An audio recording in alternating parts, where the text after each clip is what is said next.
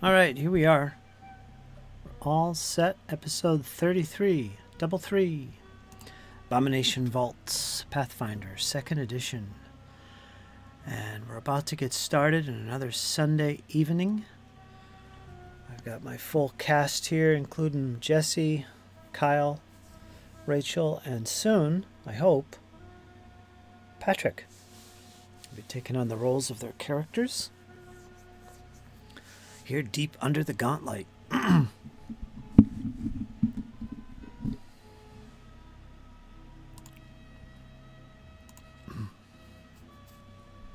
Looks good. Change this to blind GM roll. We get to start off with a combat tonight, you guys. Whoopee! Gotta love combats. So I don't know where Farley is. We'll see. He'll join randomly, I'm sure, as he usually does. But we'll get this show on the road.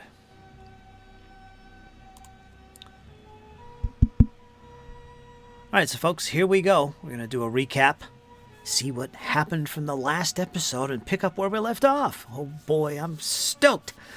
First up, of course, introduce our players. We're going to start off tonight with Rachel.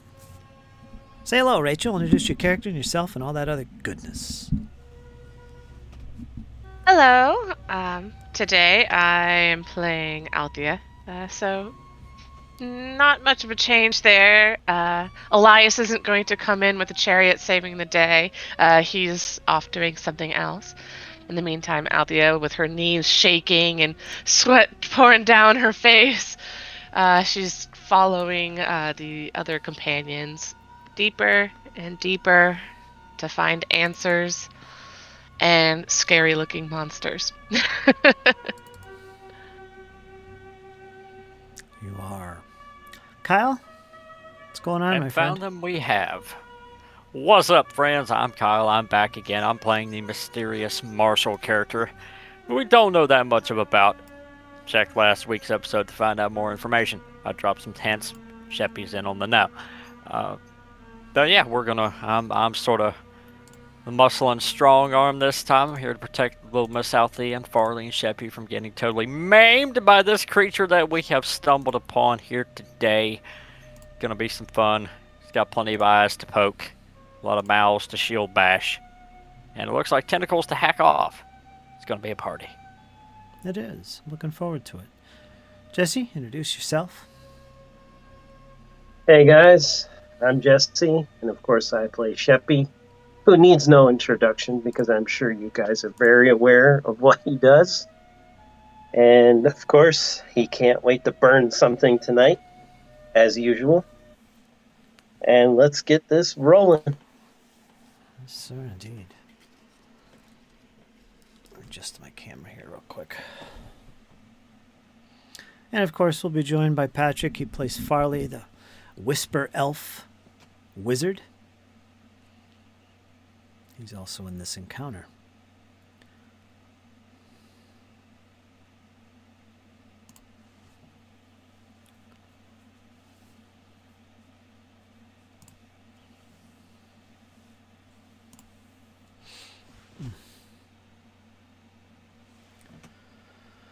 I think it's the 24th of Forast. Spring is coming to a close. This month of Forast is coming to a close shortly.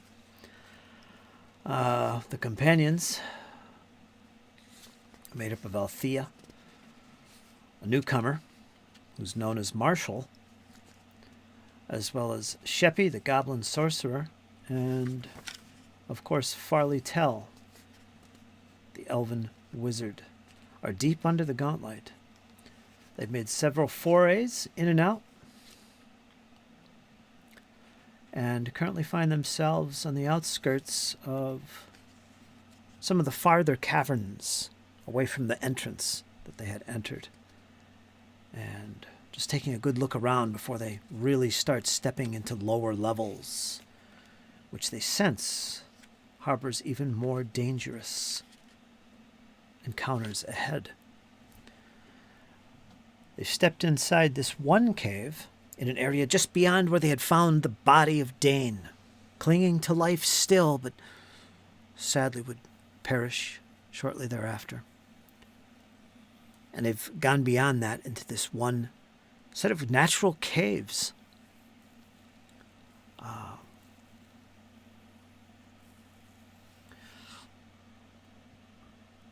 Pardon me. And there before them, Marshall leading the way, this magical light illuminating it before him, they see in front of them, about 15, 20 feet away, this mass of flesh, mouths and eyes, gibbering in a horrific way. And it's moving. And it seems to have spotted the companions as they've made themselves known. And we're about to pick up this encounter in a second. So everybody open your combat trackers and roll your initiative. You'll all be using perception in this case. There's no bonus for scouting because Sheppy is currently in the rear of the group and watching the rear. And Marshall, of course, the newcomer, is leading the way. He has some cool abilities. He's some type of fighter, some type of warrior. Human. And we'll see how that all works.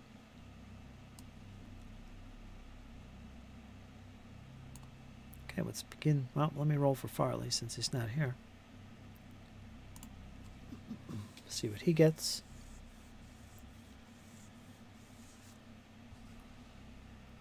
Okay, he got a 20.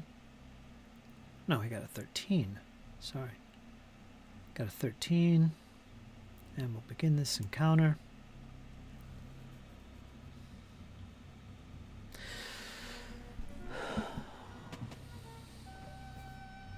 And that'll be our recap. So, no extra hero point tonight. All right. You stepped into this natural cavern. In front of you is a pool. It looks like a small lake, a natural lake. Marshall.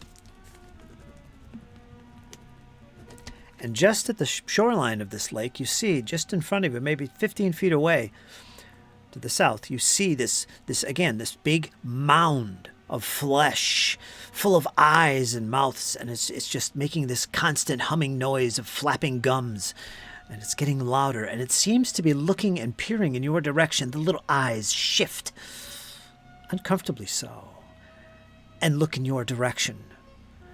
And as you stand there almost in awe at this thing, you've never seen anything like this before, Marshall. It begins to move.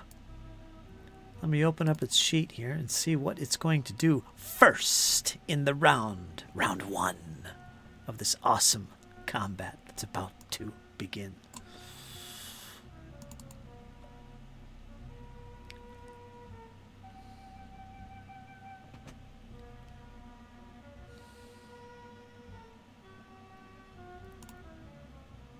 Double check this.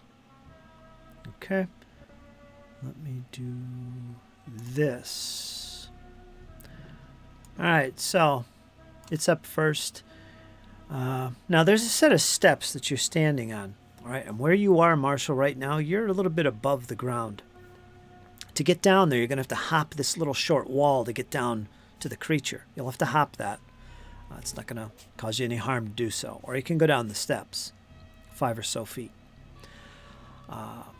This creature begins to move towards the foot of the steps, and as it does so, let me like a little mark on the map here, because this will be important. Right here. Oops.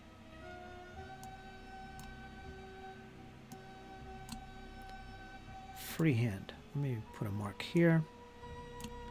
Let me put a mark here, a mark here, just to show where it's been. And it moves up to this spot here. It's actually moving into your square. There's nothing you can do about this. Except try and escape now. You are a fighter, correct? Yes. Okay. I need you to make a reflex save, you can make this public. As it begins to almost try and envelop you with this blob-like creature entering your space, you have no other choice but to back away from it or step to the side on the steps. And to do that, you'll have to actually hop over the fence, hop over the wall if you want to do that. You're okay. What do you want to do? Do you want it to push you back? Yeah. Yeah, I'm Alright. not going to hop over the wall and leave these soft targets behind me. Okay, you can do that. And now you're entering the square of Farley because it is continuing to move through the square. Let me double check something real quick.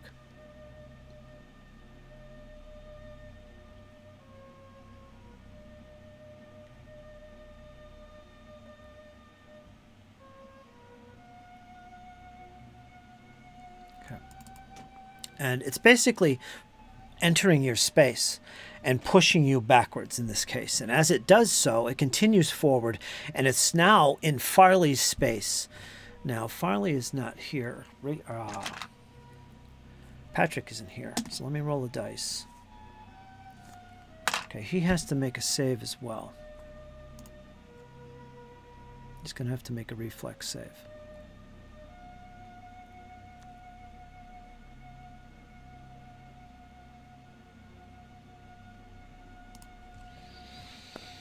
To see if he can back out of the way, because this creature is just pushing up these steps at you guys, and you have no choice but to back away.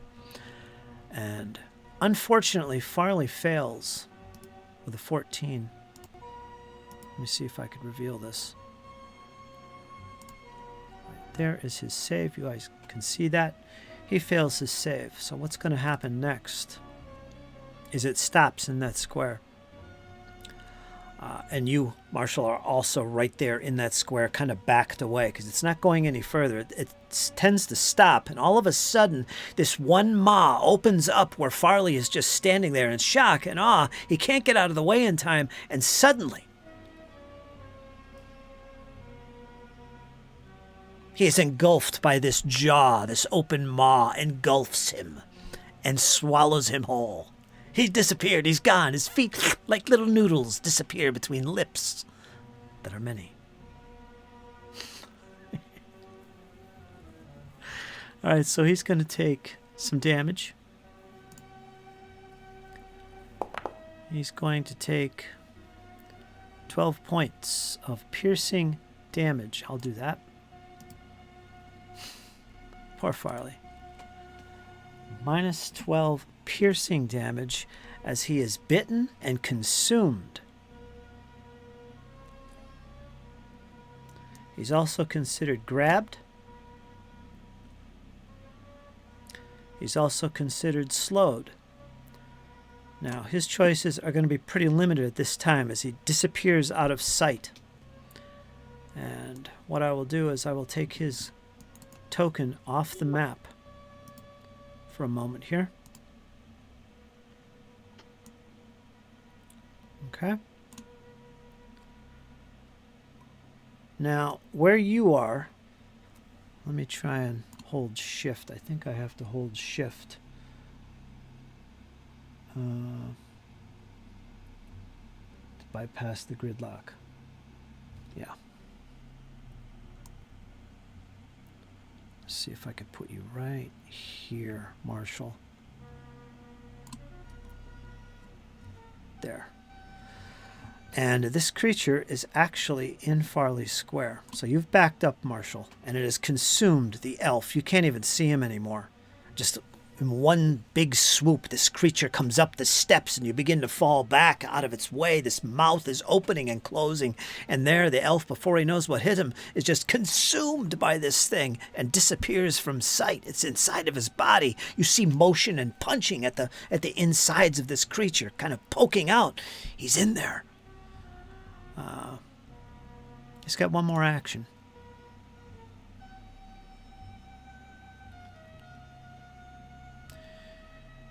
You and Althea are both considered flat-footed at this point because you share the same square. Marshall has backed up into your square, Althea, so you're both flat-footed. Give me a number from 1 to 6, Rachel. 3. Marshall, one of these mouths that are on this thing lashes out at you and attacks.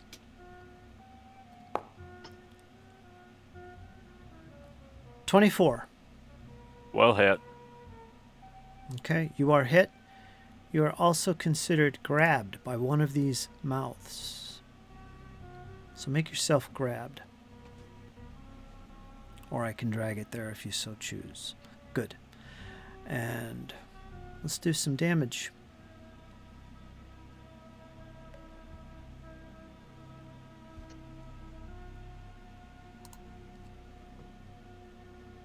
Boy, it did a lot in one turn, didn't it?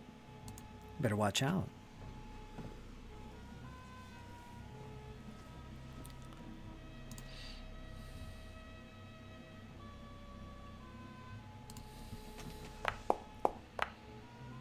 You're going to take 13 points of piercing damage. And also, because it's such a nasty bite from these nasty infected teeth, you're going to take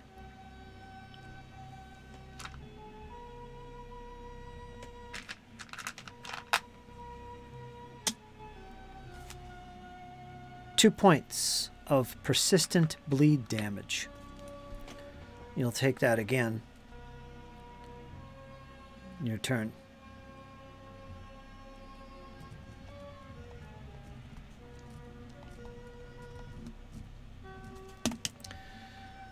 Alright. It finishes its turn. Sheppy, you're up next. All you hear is this sound of wet blob-like flesh creeping up ahead and people screaming, "Look out, we're under attack! Ah, the elfie's gone!" Just like a spaghetti noodle. All right. Slurp. Sheppy raises his hands and casts hydraulic push. Get off my friends!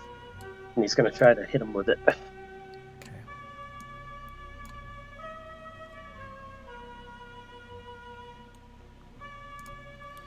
Oh. I will definitely hero point that. Let's try that again.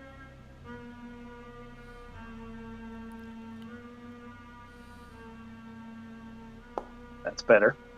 All right, hold on. 24. Let's read the spell. You can call forth a powerful blast of pressurized water that bludgeons the target and knocks it back. Make a ranged spell attack. Okay, this is going to have bonuses to its armor class because everyone in the way is hard to see. He's going to have a pretty good bonus here. Let's see what you rolled.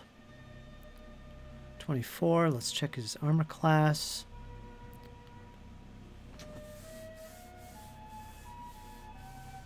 You just managed to hit them and avoid your friends. Okay. So you hit. What happens? All right. Damage. He takes 3d6 damage, push back 5 feet. I'm going to push him off the steps. Okay, you can do that. Takes 12 points of damage and is pushed back. And it's bludgeoning damage. Nice. 12 points, you said? Yeah.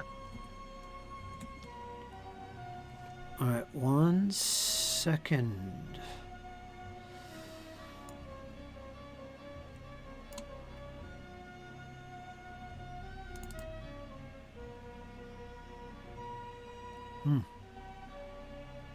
Okay.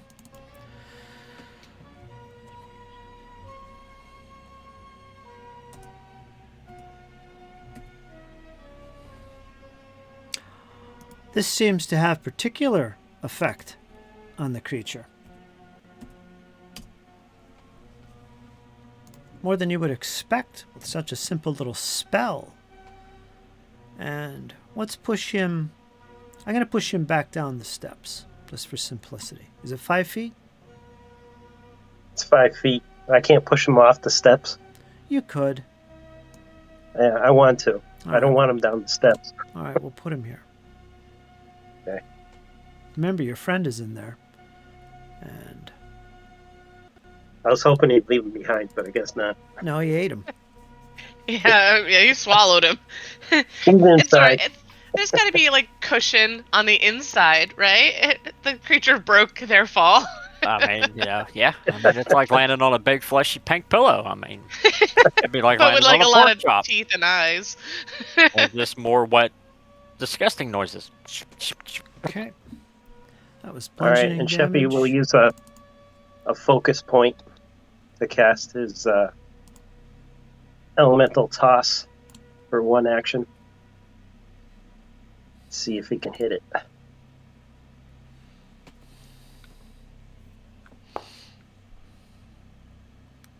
$23.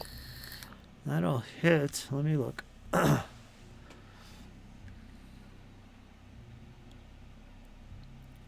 Spell attack roll dealing 1d8. This spell's got a mark on it, doesn't it? So this is fire damage, right? Yep, this is his focus spell. Okay, you for his hit. bloodline. You hit.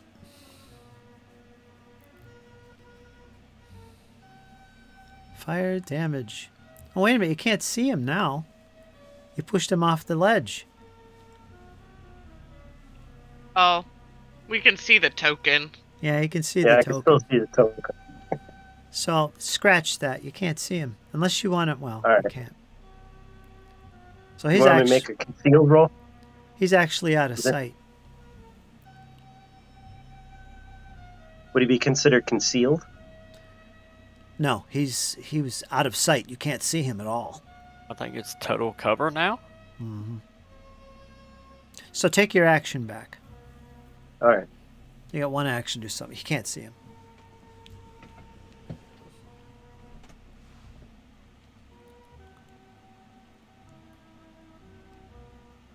Oh, can you unpause the game? Yes. There you go. Thank you. Use the space bar. All right, those little... Go ahead. As soon as you step into that square, it's difficult ground. So that's an extra 5 feet. So every square that's got a check mark in it is an extra 5 feet. So each square costs 10 to move into. It's difficult I'm ground. not doing that. It's just like the earth, the stone beneath where this creature has moved has suddenly just turned into mud, and it's like fallen apart, and you step into it. It's like thick mud. So do your move over. As soon as you get there, count that as those squares as 10 feet instead of 5. That's 5, 10, that'd be 20 feet. Right. He'd be stuck right here. He couldn't move anymore.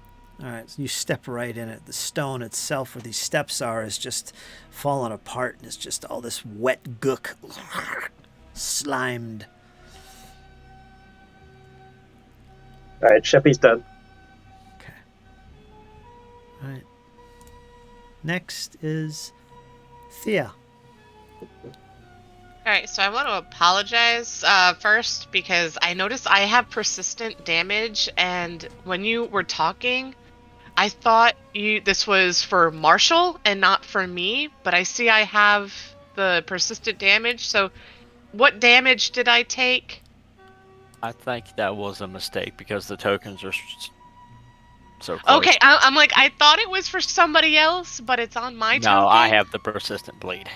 Okay, that's what I thought, but I didn't want to assume. You can take that off. All right, phew. Okay, good. I didn't miss anything. Let me do. I need to drag that onto your thing. 9, yeah. All right. Let me. Where is your token? I can't get it. Is that it? That's him. All right, I got you. Where Am I is it? still grabbed, Fritz? You are grabbed. Even though I pushed him away. Oh, yeah, that's right.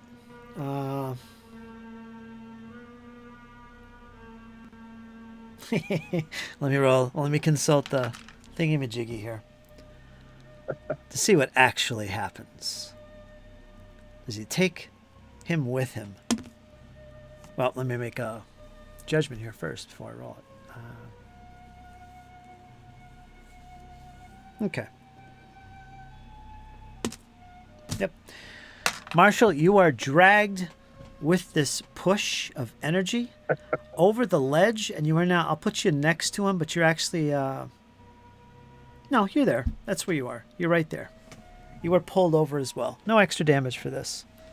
It's still got a hold of you as this hydraulic push just pushes the creature away and over the steps. Ah! Welcome to the companions. Okay? If we're Sorry, at the sorry. end. What?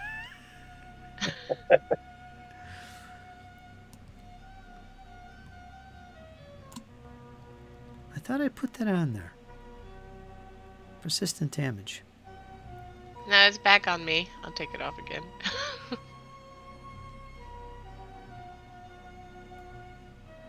All right, now it's on. All right, blink, blink. Okay. Sorry, and there you go. All right, go ahead, Althea. If we're at the edge of the stairs here, like the little ledge, can we see the creature? Yes, if you go up to where Sheppy is, you'll be able to see him. You'll have to move up there. It's an extra 5 feet, and all those squares marked with a red dash. So the damage from the spell that I did seemed to do more damage. Like it's okay. So all right.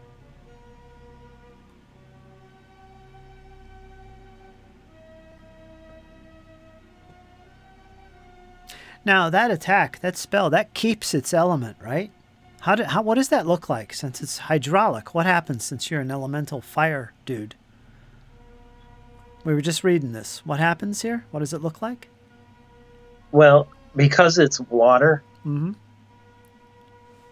it will never do water damage. It's just considered bludgeoning damage. Yeah. But it does bludgeoning anyway, so. So I wonder if it looks like fire because it's part of your element.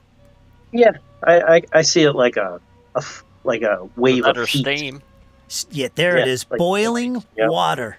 Not boiling. There That would burn you. Hot water, hot steam. Yeah. Just not enough to do fire damage. Heat or whatever. Right. Okay. It's red water. Backdraft. It's red water. Yep. Okay, what are you doing, Althea? Hurry up, I'll make it persistent again. I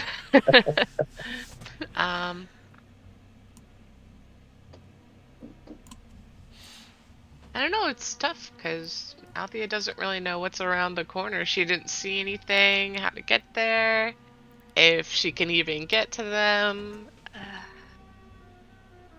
Sheppy says it's down here. It swallowed the elf. Farley's in there. I could see him moving around. He's going. Yeah, he has to hold his breath. It's 5 plus his con mod. That's the number of rounds you can typically hold your breath. So he's in there. We'll see what he does when his turn comes up. He's in trouble.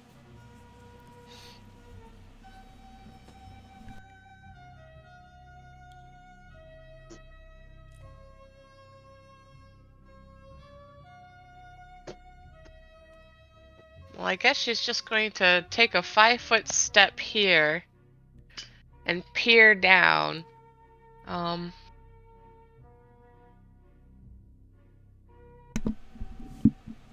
You're in the same square with Sheppy? Mm-hmm. Okay, you're flat-footed, if it comes to it.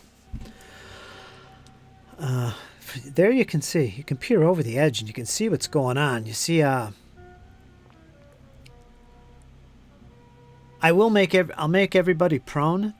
I think this blob might be immune to being prone, but Marshall is prone because he fell over this edge. No damage though. You are prone, Marshall, and you see them right at the bottom of this, the steps where they were knocked over.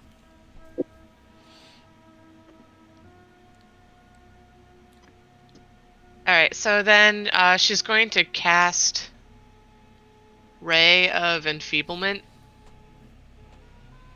So I just have to make an attack roll, and it has to make a Fortitude save. And it's if I hit, the save it makes determines what kind of enfeeblement, if at all. Okay.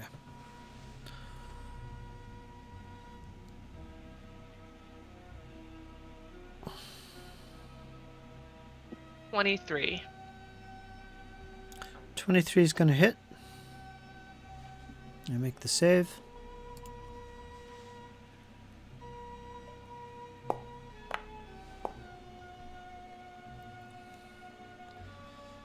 It's going to be a failure. So I'm enfeebled 2. Let me For drag that. 1 minute.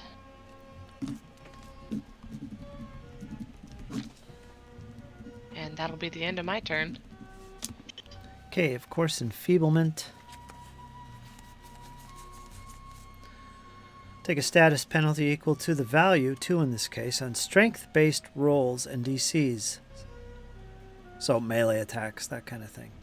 As well as damage rolls and athletics checks if it wants to get crazy and start using athletics.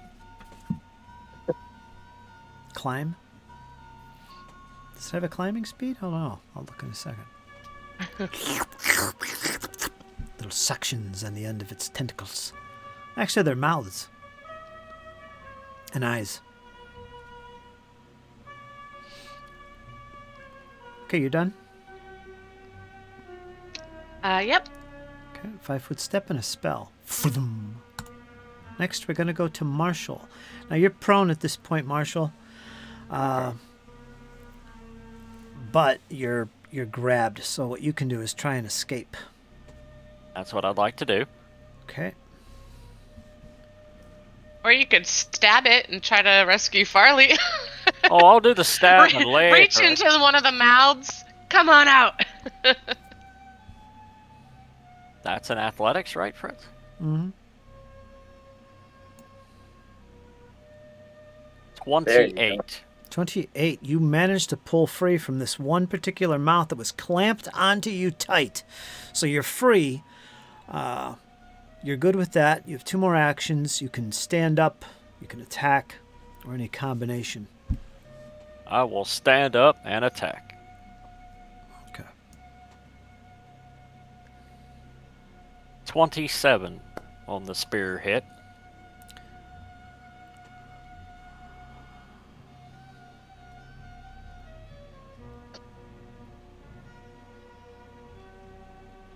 And as he's sort of thrusting his spear into him, he looks up and sees Shepping out there. Bottom of the stairs, form up, let's go. Alright, roll damage. You hit. 6 piercing damage. Piercing damage.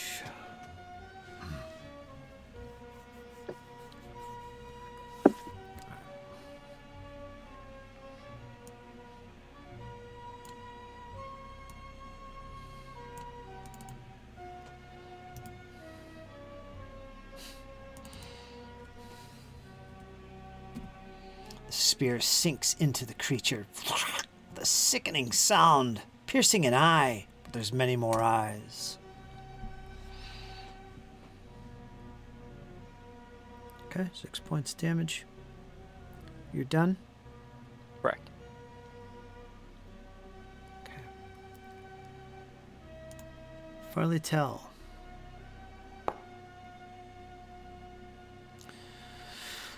All right, let me see what I can do with this guy.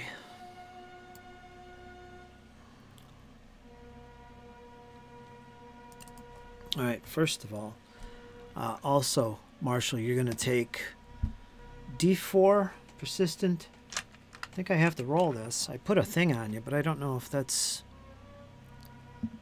how that works. I think he took it.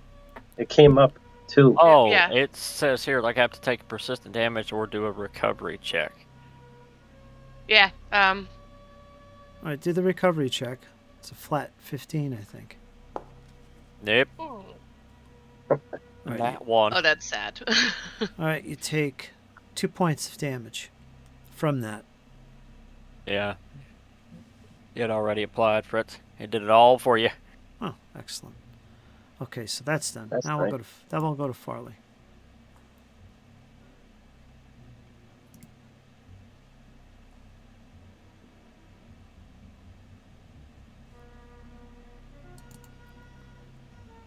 Yes, let's go to Farley. And also this creature. Let me see what he has to do. Because he's inside of this creature, struggling. Keep track of the rounds.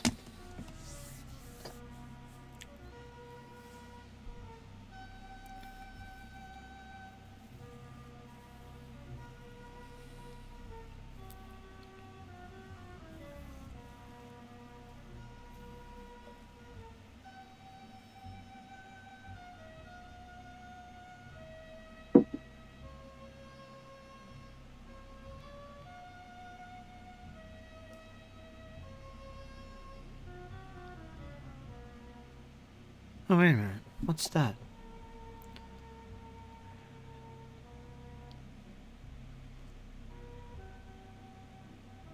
Okay.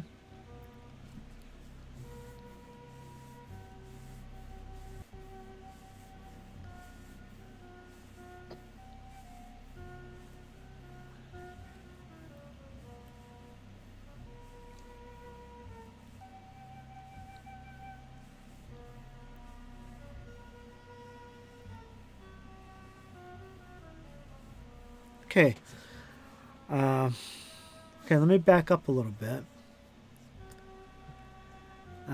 Marshall, as you stick your spear into this creature, you create a gap, and there you can see inside Farley, and his arm pierces out through where your spear had struck it, and he begins to pull himself free. And all of a sudden, this thing seems to disgorge him from inside of it, and he just Farley he ejects himself out of it. He just so your piercing blow created an opening for Farley to escape. Farley is now back with us. I'm going to put him right here. It's just weird stuff, I'm telling you.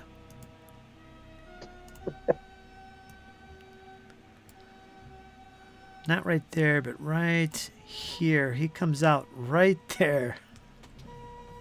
He just sloths off of the creature. Ugh. Everybody starts retching, including Warm Althea. up, Farley. We're not done yet. Althea, she's peeking over the steps. Ugh. Okay, so that happened. Farley has been reborn again. That's about it.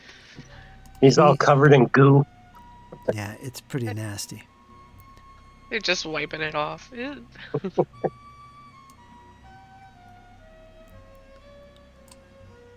me see. Flat-footed, prone. Where's prone? Prone, prone, prone, prone. There it is, prone. So he's lying on the ground. Right there.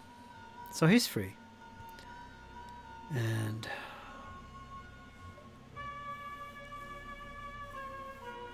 all right, so I think that's all good.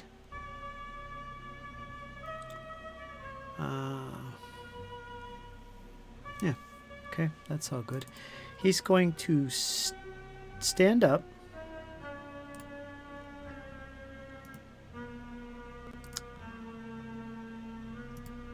So he's no longer prone. Mobilized, flat-footed, grabbed, slowed. Let me get rid of these conditions.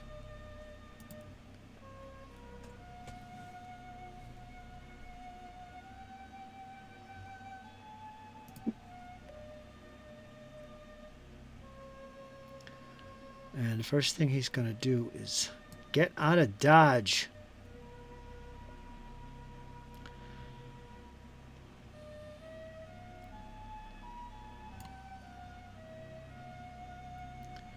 He goes back about 15 feet after standing up, and then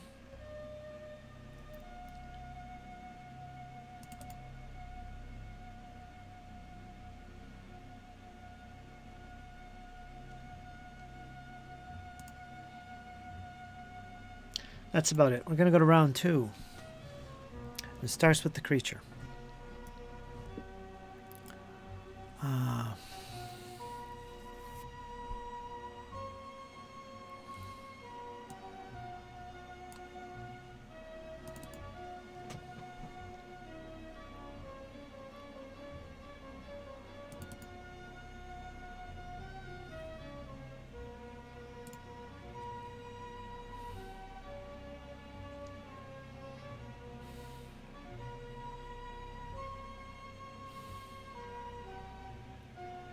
Give me a number from 1 to 6, Kyle.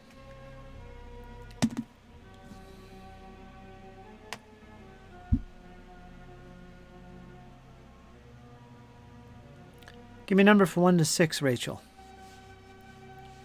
I'll pick 3 again.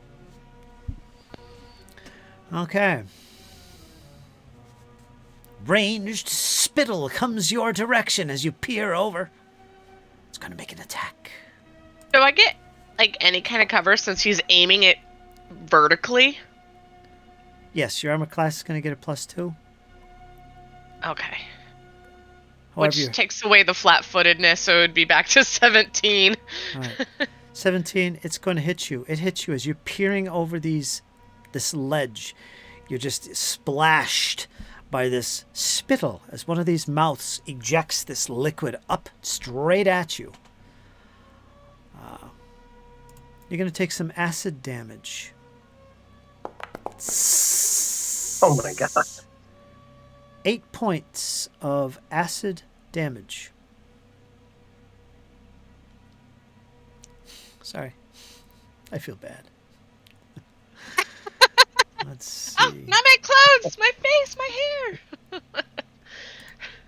Let's see what else that does. Go ahead and make a fortitude save. Private. Or blind.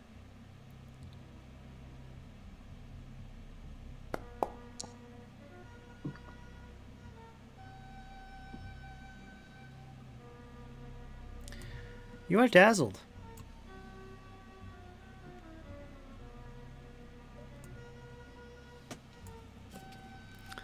From the spittle, so not only take some acid damage, you are a little bit dazzled. Like, what happened? Oh no! And So now I'm going to have to make that flat check to target. Right. Everything is concealed to you. This is concealed from you. This means you must succeed a DC 5 flat check on to target anything. All right, so there is that. And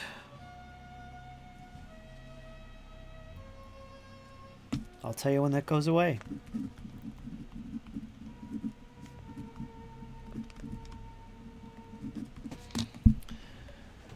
And okay, that was an action to do that.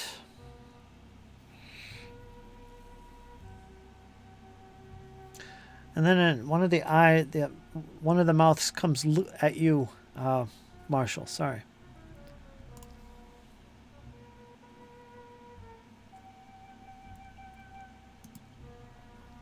And that's going to miss.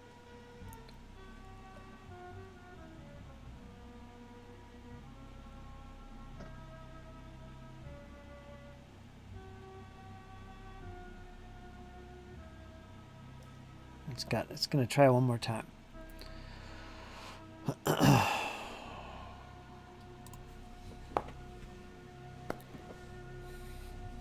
Nope. All right. One other thing I need you guys to do, because I forgot. Sorry, guys. Had to turn the water off real quick. No problem. I need everybody to make a will save. As all the while this creature has been closing in on you, doing what it's doing, all these little mouths are gibbering constantly, incessantly, whispers, strange words you think you can make out, but maybe you don't. So I need everyone to make a will save for this round. Well, there goes my nat 20.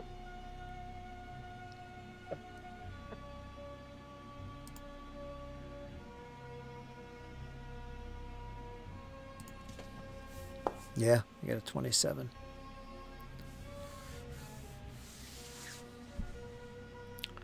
Where's my roll?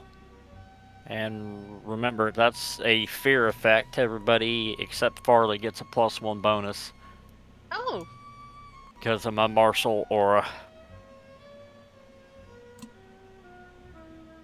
Nice.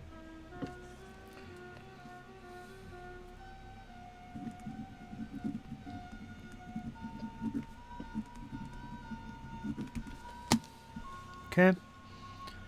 And I believe it has one more action. No, I did it already. I attempted an attack on Marshall. And okay, we're going to go to the next combatant, and that is Sheppy. You're in the same square with Althea. What would you like to do? Okay. Sheppy's hands turn purple. And he starts to weave a spell that you guys have never seen before. This is a big one. Worms Repast. Is it repast or repost? Repast. Repast. I don't think I've ever used that word. Repast. Gnawing worms materialize within the flesh of the target creature. There, below Sheppy. Dealing 46 of piercing damage and persistent damage. If the target is non-skeletal corporeal, undead creature, you deal an extra persistent damage. The target must attempt a fortitude save. Alright, let me attempt this save. and Sheppy, I don't think you're supposed to be dazzled, but you should be flat-footed.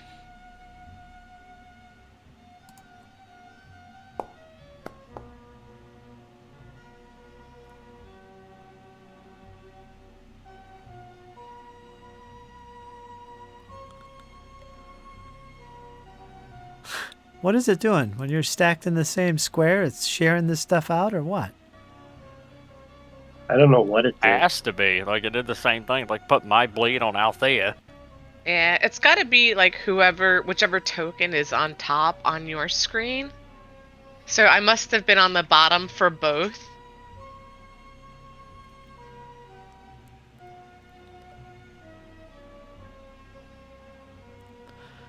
The worms writhe away harmlessly and the target takes no damage. Or you got a critical?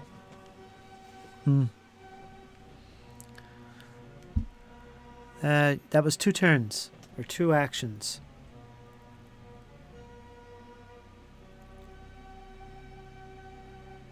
Did seem to have an effect on it. The worms just pass by this little creature. Ugh, disgusting. Okay, get one more action. I'll use my focus point to cast Elemental Toss. Okay. Sorry, Jesse, you were all excited to show off the new spell. It didn't do anything. That's alright. Oh well. Kind of disgusting. Elemental Toss. Okay. Go ahead and make your attack.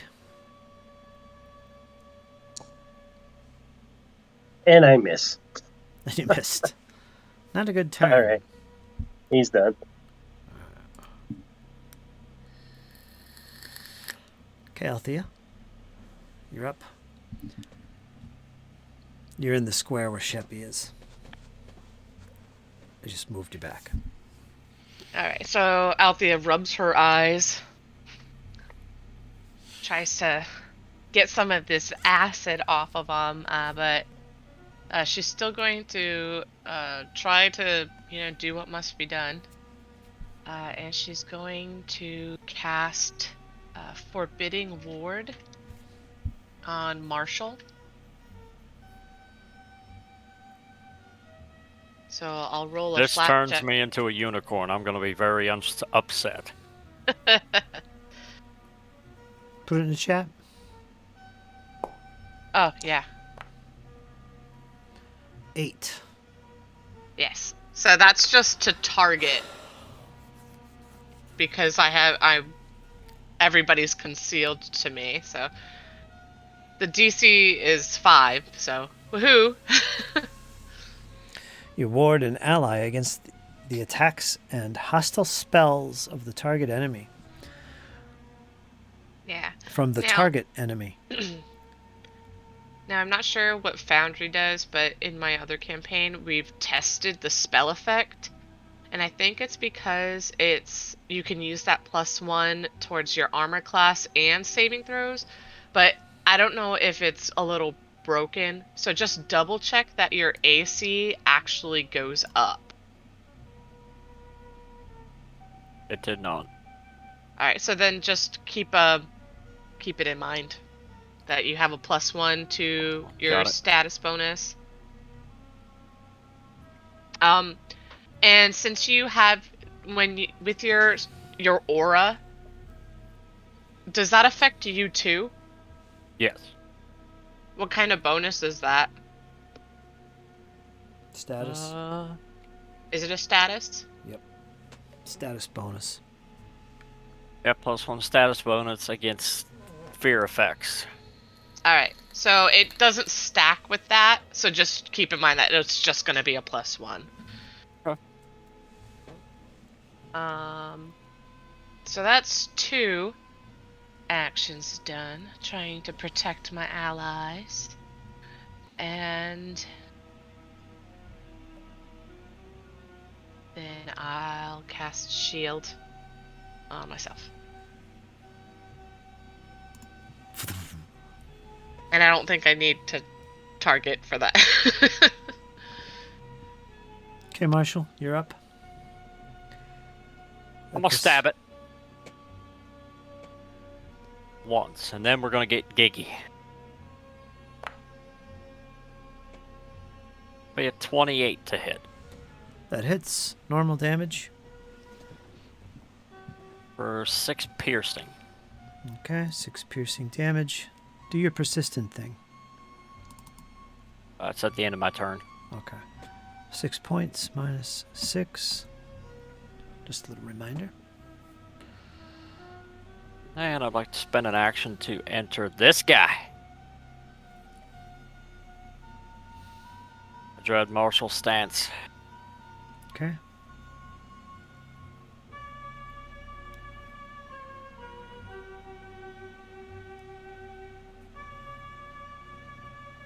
Basically an intimidation check.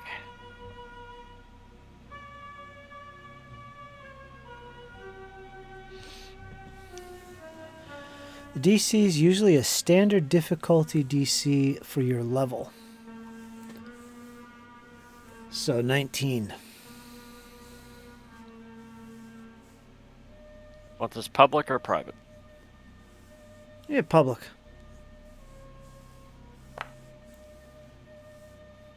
I will hero point the shit out of that, Fred.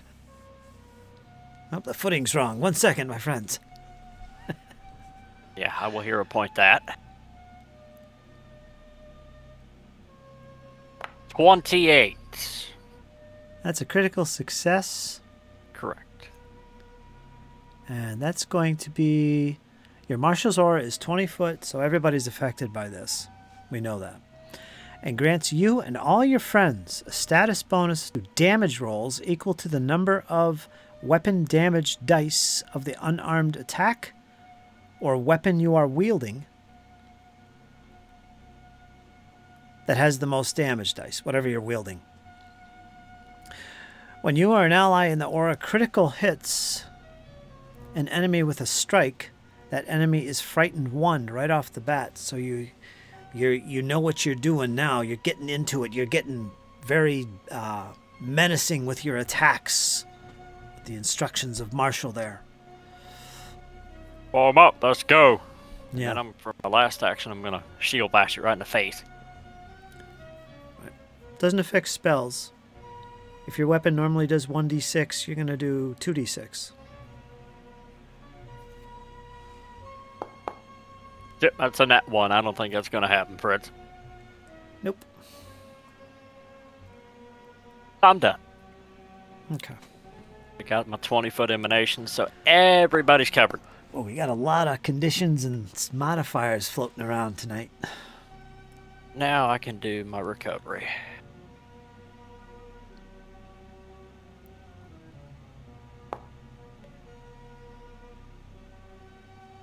It'll be a 17 on the recovery. You got it. You're no longer subject to that. Can get rid of that.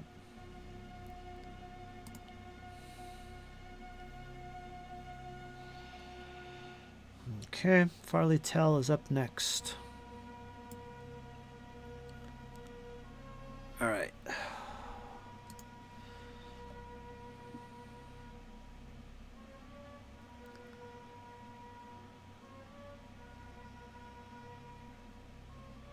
Whoever was dazzled, you can get rid of that.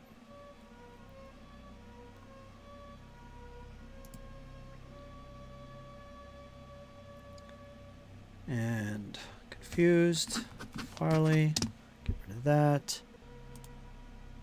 He's not sure what's going on, but his mind starts to clear up all of a sudden. And he's got 3 actions. What can we do? Looking into his spell collection here.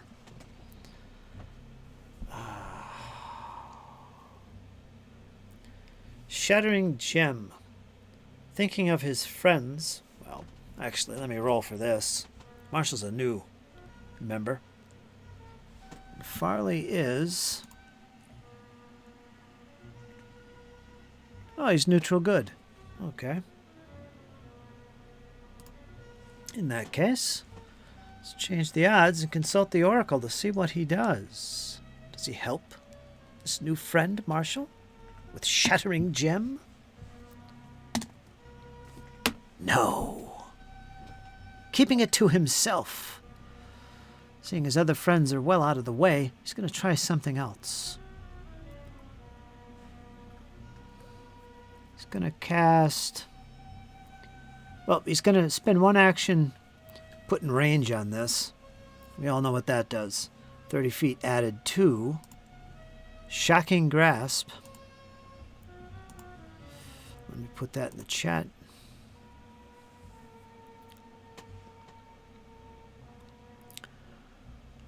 And he's going to make an attack. This will be all his actions. It's a 21. That is enough to hit. He's going to roll some damage. Shocking Grasp at range.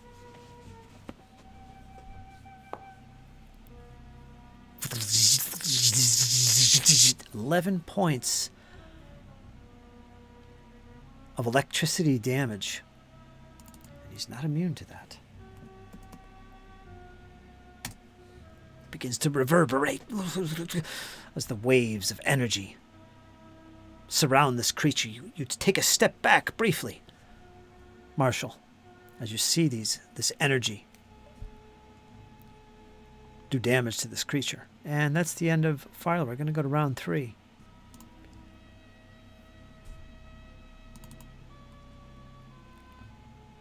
That's going to be the creature.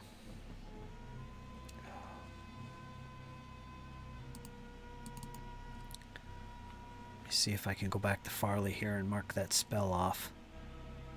Where is it? Shocking Grasp at level 1. Cast. Okay. Alright, he's done. Alright, the creature.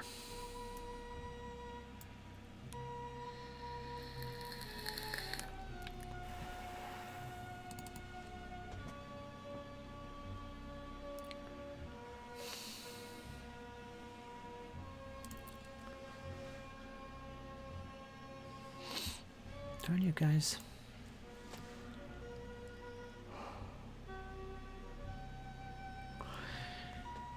He's going to start moving in your direction, Marshall. You're going to have to make a reflex save as it tries to engulf you.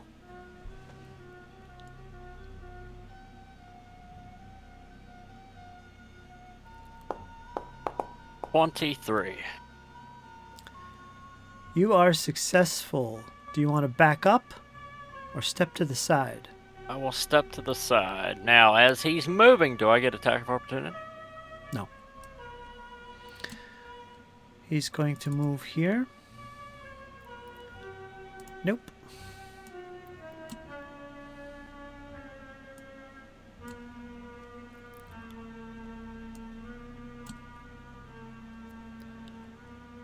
And he's going to continue to follow you.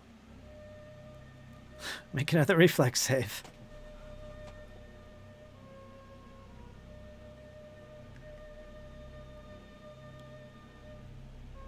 Oh, that's a nat 1, and I don't have any hero points. All right, critical failure on that one. He's now in your square.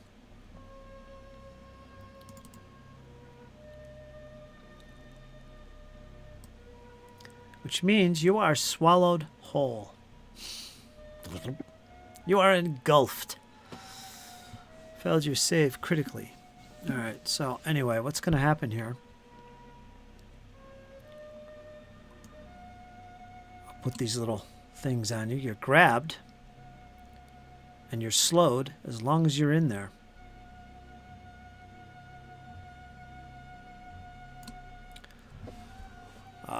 During your turn, I'll explain what you can do, but right now you are just surrounded by blackness as you fall into this one overextending mouth. I mean, what starts off as this small mouth, just it grows in size, and before you could step out of the way, it pulls you in, and it and before you know it, you're just stuck in here. Now, you're going to be holding your breath.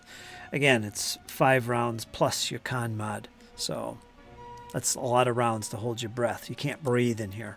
Also, you can't attack it. You could try and escape, but the only thing you could attack with while you're in here is any weapons marked as L, light.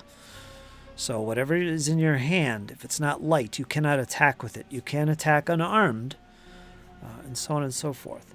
Now, if you successfully escape, you'll actually pull yourself out of the mouth, and you'll escape. If you try to damage it with your weapon, depending on what it is, you might be able to escape that way as well. It all depends on your attack and what you're using. Okay? So think about that as you are consumed and pulled into darkness. And there's one more action. It's going to, we'll see, Sheppy and Althea. Give me a number from 1 to 6, Jesse. 6. Okay, you are the target of some acid-like spit coming your way. Let me make his attack.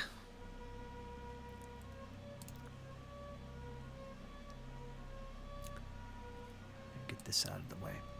I need a second monitor. Okay, let's see here.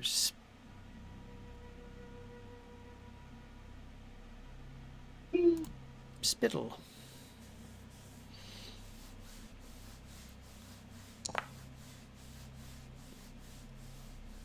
What's your armor class? We could see that roll. What's your armor class? 15. 15? Oh, you're hit by that. It's not critical. Okay, let me roll damage. No, that's not critical. I didn't say He it was didn't critical. roll a 20. No, I didn't say it was critical. Oh, okay. I said it wasn't critical. Oh, I thought you said it was. No, you missed it. All right, so you're going to take 13 points of acid damage. And you have to succeed at a DC 22 Fortitude. All this is public, so I'm just spilling it. It's all right. So make a Fortitude save. 17. Nope, that's a failure. And that means you are dazzled. And that's it. There you go. You are dazzled. So everything is concealed to you. You need a flat check of 5 before you could target anything. It's just like you're in a fog. All right? This acid is just partially blinding you in a way, I guess. All right, and that's it. I'm going to go to Sheppy. You're up next.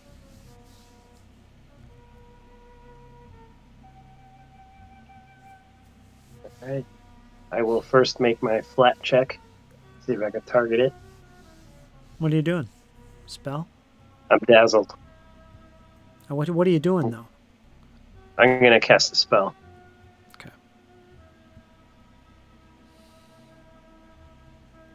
Okay.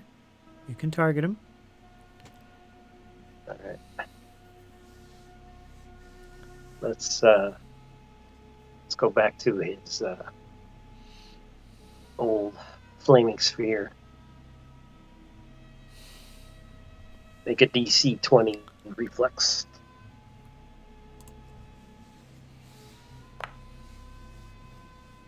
$24.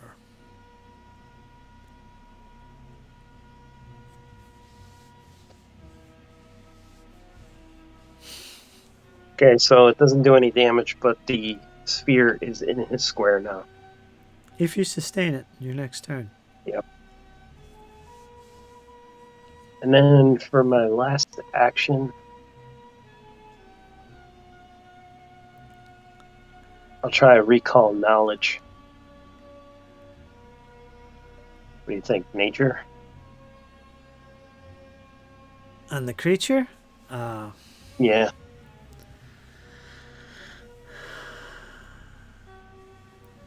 I could ask you to make a flat check on this because you are actually targeting him in a way, but it's just for attacks, so don't bother. Well, let me see what he is, and I'll tell you what you're going to be rolling.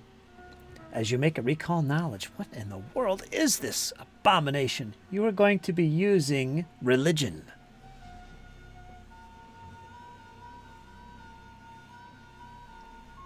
Public or Private. DM? Blind.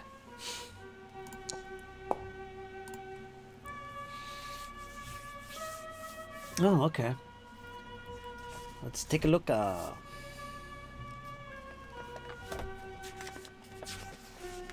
dun, dun, dun, dun. Do, do, do, do, do, do, do.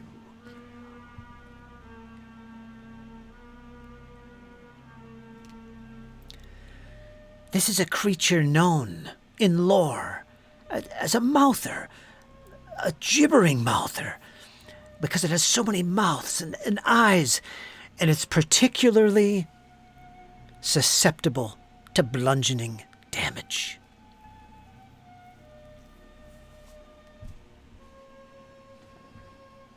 Club it to death, quick! Next, we're going to go to Thea. Now remember, you guys are in that same square, huddled together, taking acid damage.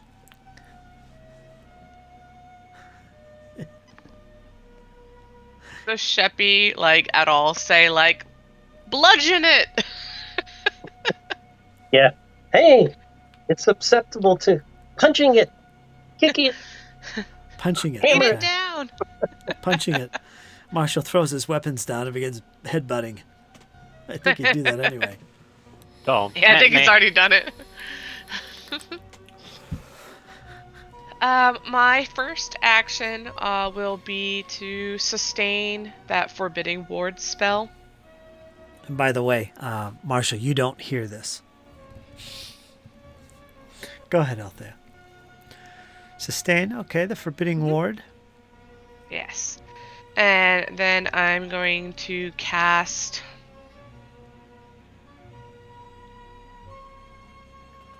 Spiritual Weapon. Hmm.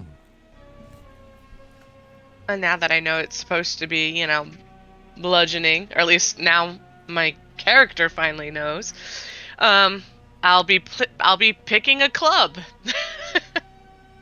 to bludgeon it with. Pure magical energy materializes and attacks foes you designate within range. This weapon has a ghostly appearance and manifests as a club, a dagger, of your deity's favorite weapon. So a big club materializes. I'm thinking critical role in that giant lollipop. Anyway, when you cast the spell, the weapon appears next to the foe with chosen within range and makes a strike against it. Whomp. Each time you sustain the spell, you can move the weapon to a new target within range and strike it.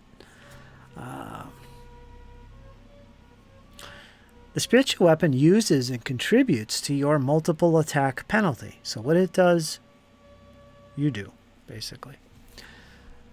Melee spell attacks. Regardless of the appearance, the weapon deals force damage equal to 1d8 plus your spellcasting ability modifier. It says force damage. Later down, it says that you can choose to use the weapon type, like the damage type of the weapon you chose, or use force. And if it's versatile, you can choose that too.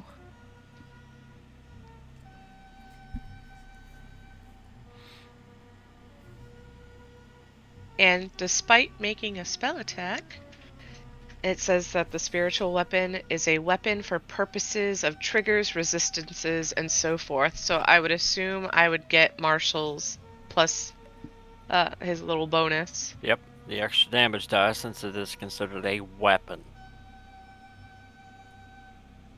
Okay, so you'll be doing bludgeoning then, I imagine. Yep. And if she hits, then she gets to do an extra damage die. Yes. Yes, that's true. It's a spell melee attack. It's an attack. I'm gonna hero point that. You know, why not? I don't need this if I die or anything. Reroll and keep new result. I'm thinking about that. 23, all right, that's going to hit. Now I'm thinking about this damage thing. Now, what gets the bonus is the weapon you're using. It's you know, the damage it does. That's not a spell. But this is a spell attack. Yeah, but that last sentence says despite the spell attack, it's considered a weapon. Got it. All right. Got it. Excellent. So I run extra damage die. That's a hit. Awesome. So I guess I'll just roll damage and then add the extra die. Mm-hmm. Yep. And then you add them and then do resistances. So it'd be 15. 8 and 7? Mm-hmm.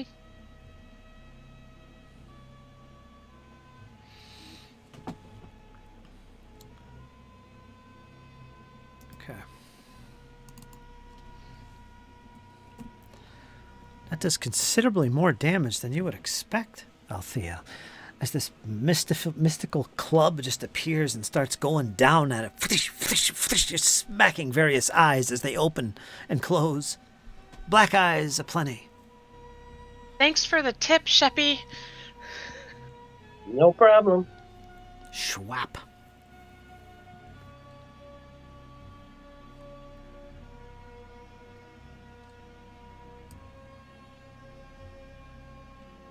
And that would be the end of my turn. Okay. Let's check on Marshall here real quick.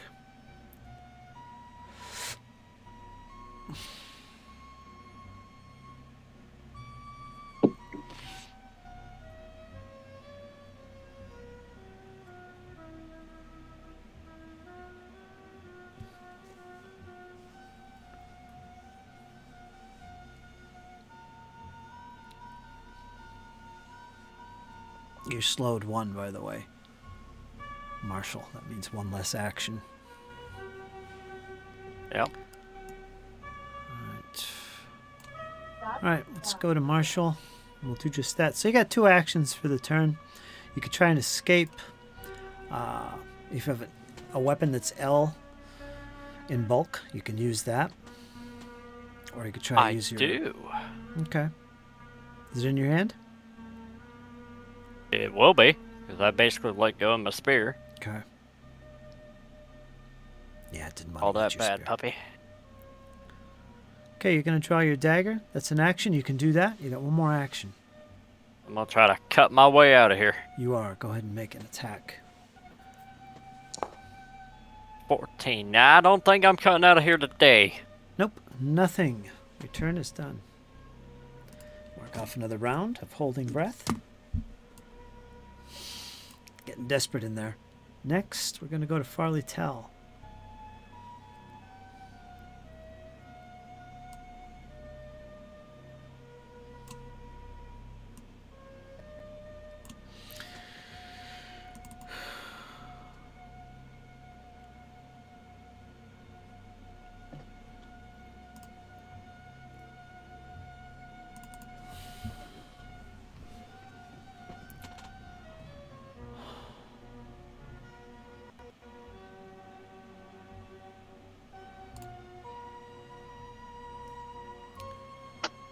He's going to do a cantrip. He's going to throw Produce Flame.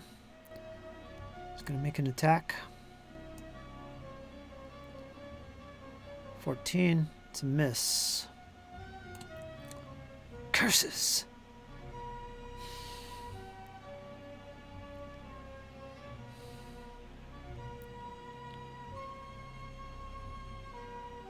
We must be careful. He swallowed that newcomer.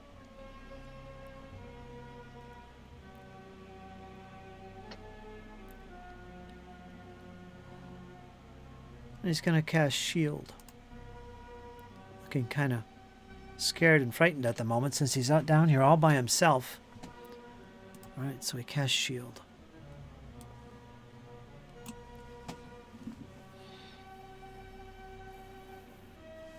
Because he only sees you two, small folk, at the top of those steps there.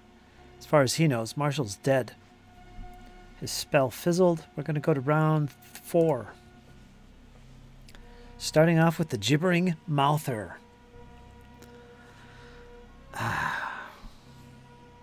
Is the Mouther in this square since he swallowed him? No. Yeah, that's where, yeah.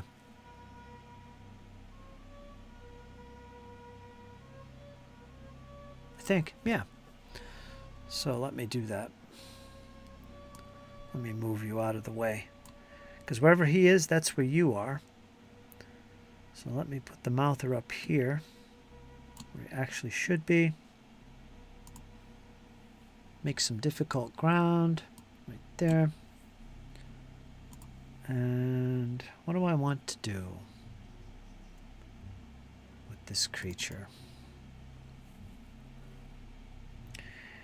He's going to use some spittle in the direction of Farley Tell. He's going to make an attack.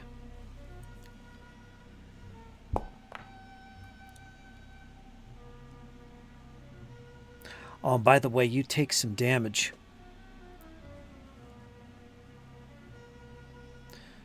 I'll get to that in a second. All right, that's going to be a critical hit on the elf. Ooh, this is going to be bad.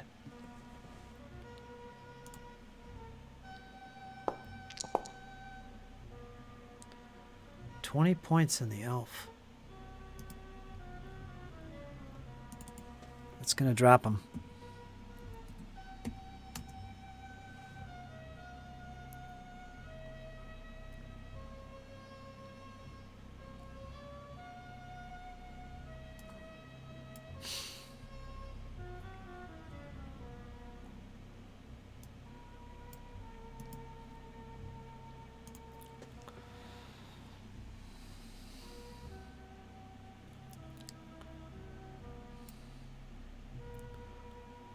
Critical damage, acid.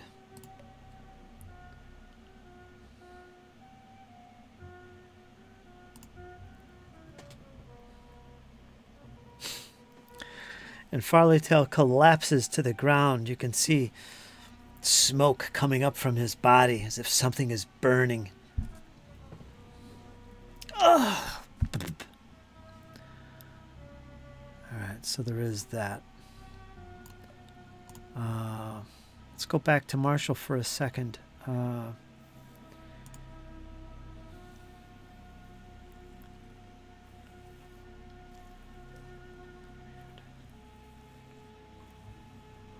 Okay, Damage. You're going to take some more damage every turn while you're engulfed. And that's going to be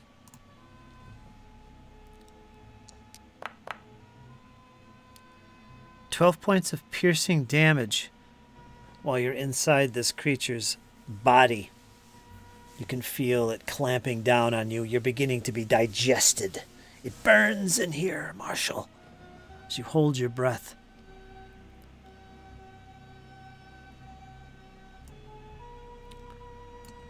And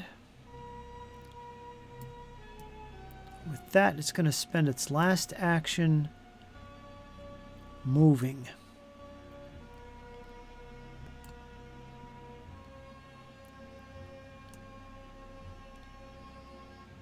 To here. Coming up the steps once again. And it stops.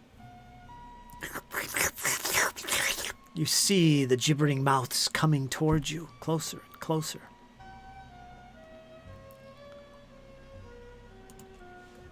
The both of you, actually. You're both sitting there. Sheppy, you're next. What do you do as it gets closer and closer? Okay, I'm gonna sustain the flaming sphere spell in his square.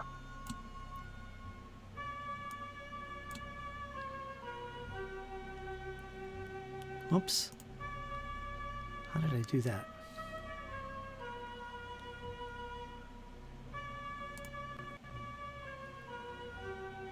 How do I erase that? There's like a selector tool. You click it and you can hit the delete key. Let's see if I got it. Yes, thank you.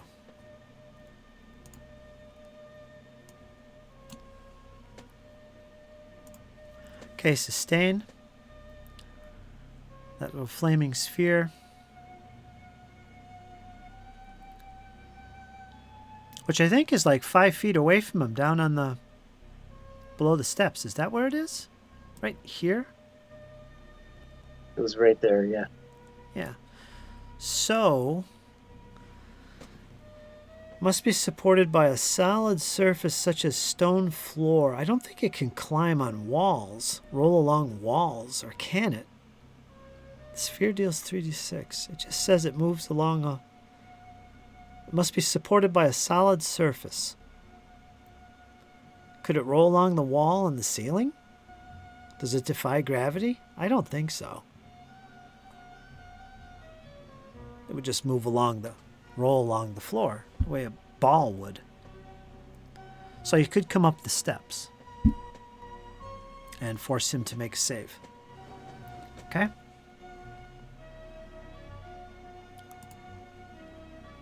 Right? Is that what you're doing? Yep, Okay. my first action. All right, you can do that. He's within range. Doesn't hit anything else, but it does hit him. Let's make a save for this blob. Oh, it is a failure. Normal failure. What happens? Damage. Damage. Okay, 14 points of 14. flaming damage. Okay.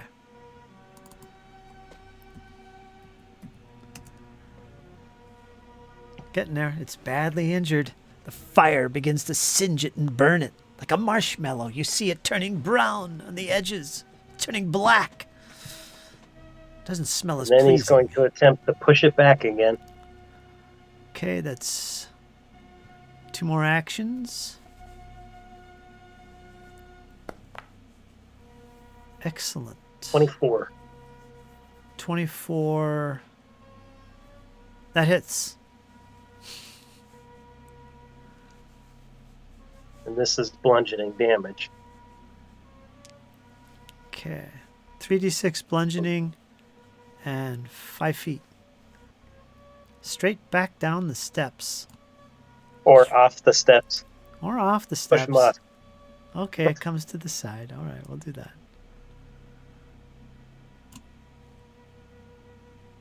Sounds like a plan. It lifts him up and over the railing and lands with a splat. How much damage did you do? 11? 11 bludgeoning. I'm not sure I deducted that. I don't think I did.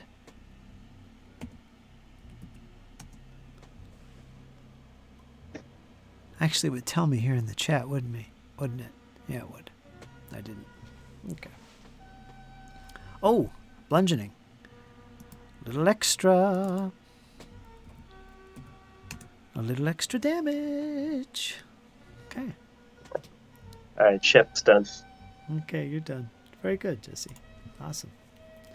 Althea, you're up in this crowded corner here with the goblin at your side, wiping yourself off from all that acid. Ugh. The dazzled is gone. Sheppy, if you had it. Althea, it goes away in your turn. Either at the end or the beginning. I'm not sure which. Lasts a round, so. Oh, I wasn't dazzled. That was me. Yeah. That's a light spell on her.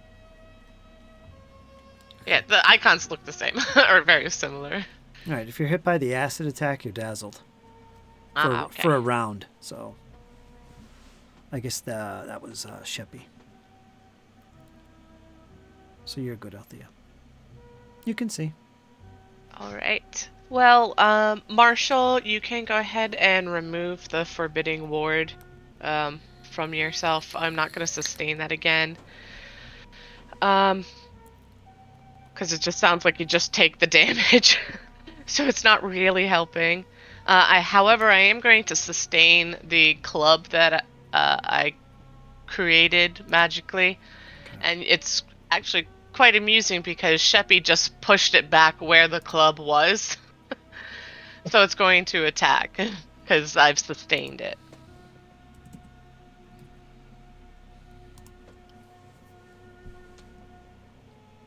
Okay.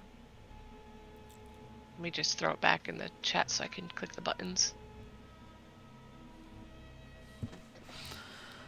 The giant lollipop club strikes once again. Thwomp. Oh, come on.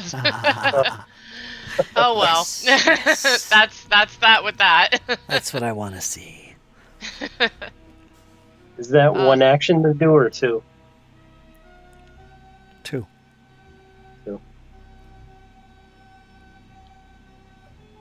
Well, to cast the spiritual weapon, she's sustaining it. Yeah, she should have one more action with it. Mm-hmm.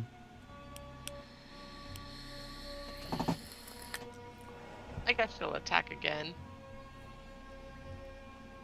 So that's with the multi-attack penalty. Mm-hmm. 22 is a hit. Thwomp. Roll damage.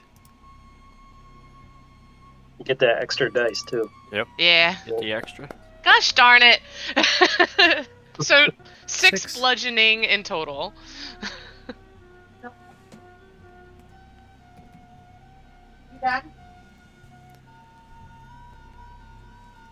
A sickening thud you hear from this mystical club as it impacts not once, but a few times.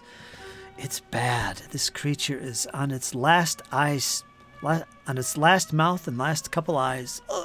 They're blinking. Black eyes. It's terrible. Ooze is pouring from its mouth. And still you see motion from within it. You see what looks like a hand pushing. Your friend has been consumed.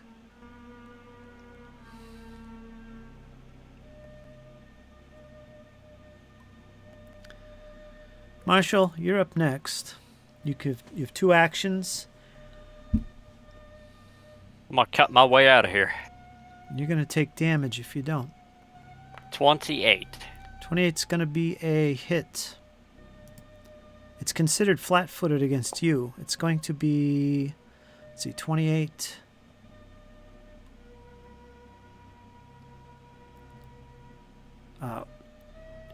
Nope, it's not critical. 6 points of damage. Trying to cut my way out of here. All right, and you do. Let me do the damage thing here.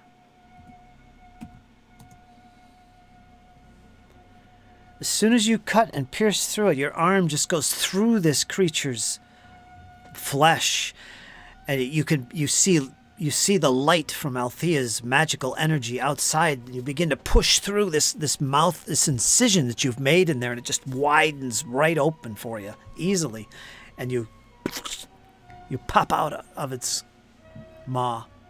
So you're out. You are no longer grabbed or any of that nonsense. You're out of there. You don't have to hold your breath.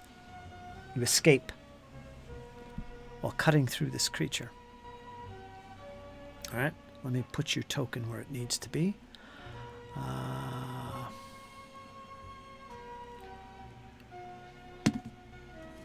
You spill out right here. So that's where you are.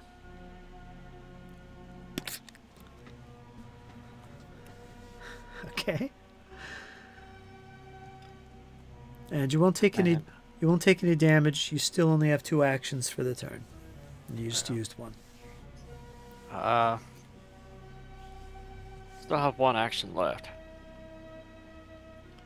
Can I try to like shield bash it while I'm laying down here? You can. Alright. 19.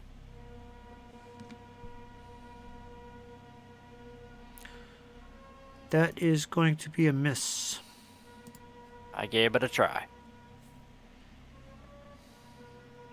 It's just gonna yell, "Piss off, you slimy bugger!"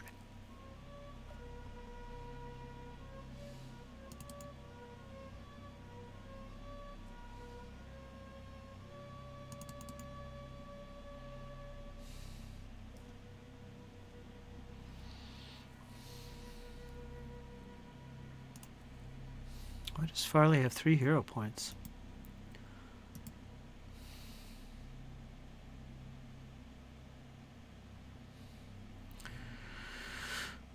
Let me make his check here.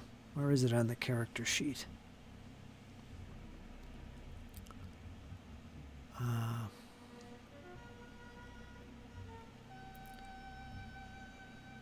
Dang. Oh, there it is. Okay, let's make a flat check. He's dying 1, so he needs an 11 or greater.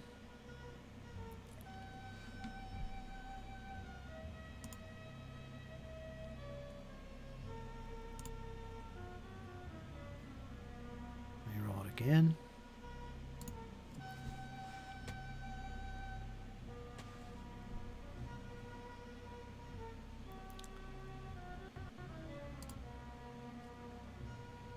Alright, let me close that and use the token HUD.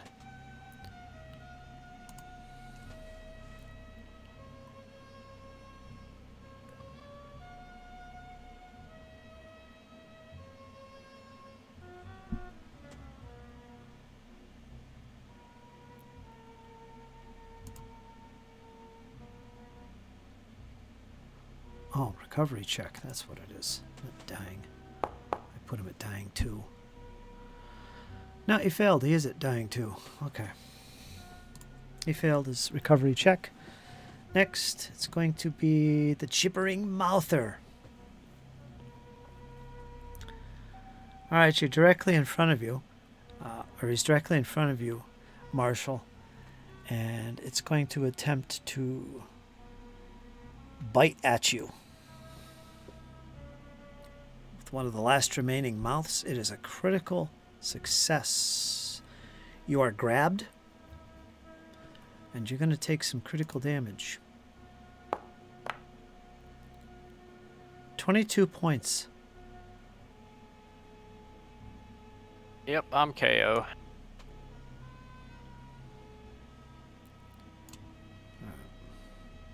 Put yourself at dying 2 for critical hit against you. And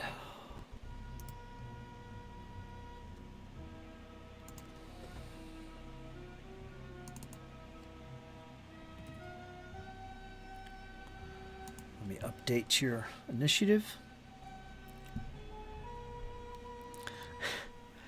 All right, and he falls to the ground.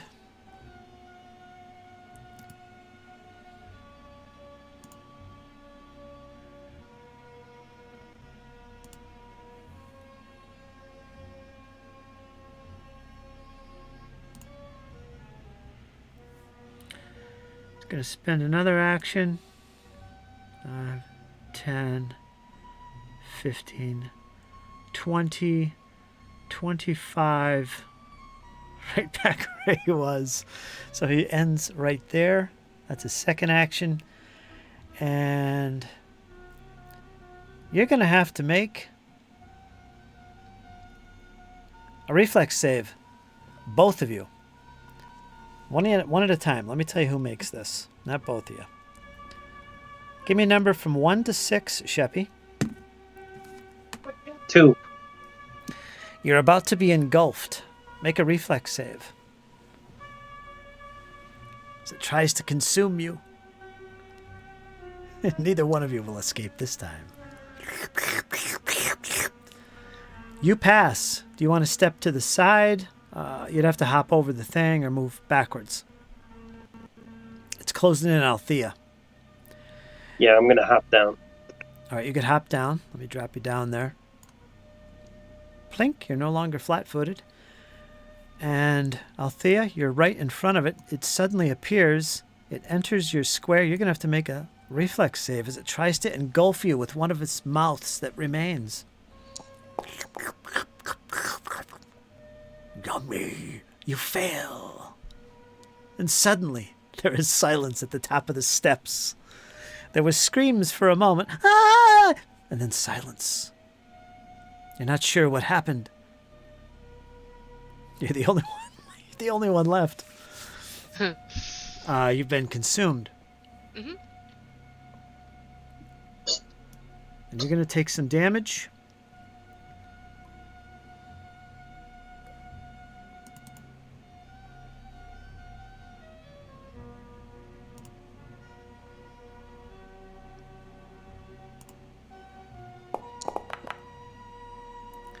$15 points of piercing damage.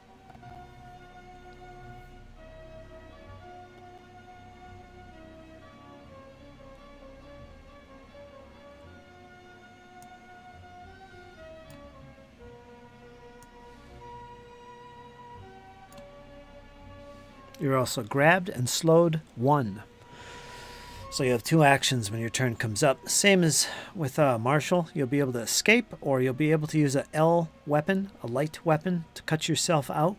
That's about all you can do. You can hold your breath for 5 rounds plus your Constitution modifier, whatever that is. Okay? You've disappeared out of sight, and you're surrounded by blackness. You're welcome. Yeah, thanks.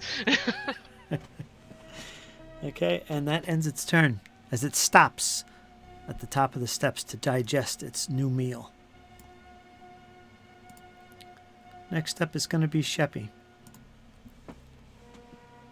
Alright, I'm going to peek over the top and cast hydraulic push on it. You'll have to move. It's way up. You'll have to climb it or move to the base of the steps to see it. How about if I just make a step back? There's a rail there. Move to the step base or you won't see it from down here. It's below the rail. It's a blob. Well, I can't move here because it's difficult ground. I'll never make it. So 5, 10, how about 20, here? 30, 40. It would take you 2 actions to get to the base of the step. Yeah, I don't want to do that. All right, let me see if there's another way. 10, 20.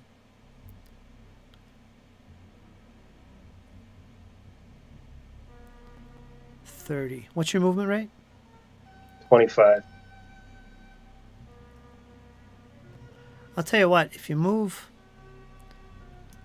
you won't see it where you're at. Where's your token? Alright. I'm not going to move. I'm going to cast a 3-action heal. You could make a climb check. That's one That's all action. right. You could get 10 feet, and that'll put you right at the top. You'll see it. That's one action. Just forget it. Okay. 3-action heal. Okay, 3-action heal.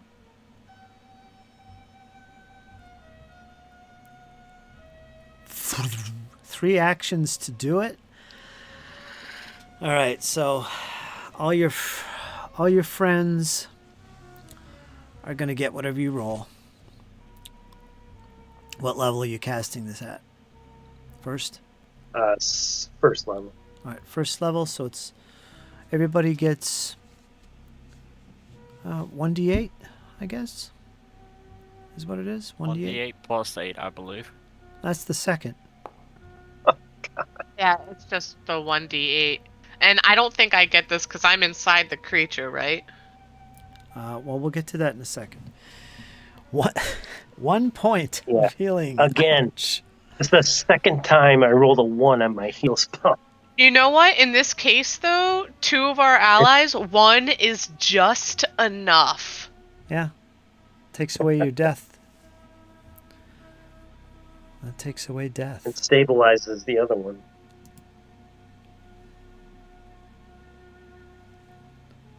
That will give you healing, by the way, Althea. And the creature writhes in pain as well.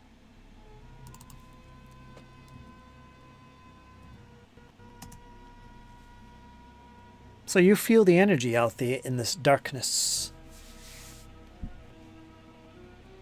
Because I don't think you have to see the target, right? It's just everything. Emanation. It's just everything within that emanation is going to be affected by it adversely or for the good. Like, visually, I've always just imagined it like they threw a glitter bomb and everything that had the glitter on it was healed. But I'll take the 1 hit point, sure.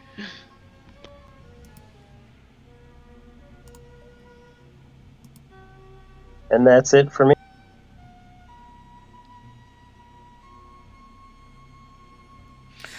And let's see, you come back wounded. Farley comes back wounded 1. And you come back wounded 2, I believe. Is it wounded 2 for you? Yeah, because critical hit put me down.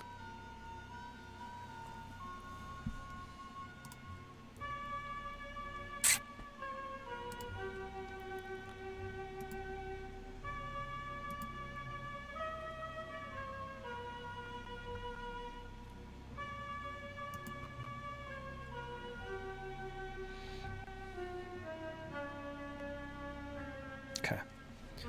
So yeah, you saved some of your friends' lives. That was pretty awesome.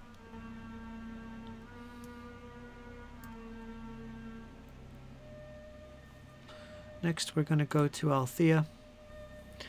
You have 2 actions. You are slowed. It's only 2 actions. You can attempt to escape, or you can attempt to attack with an L weapon. A light weapon.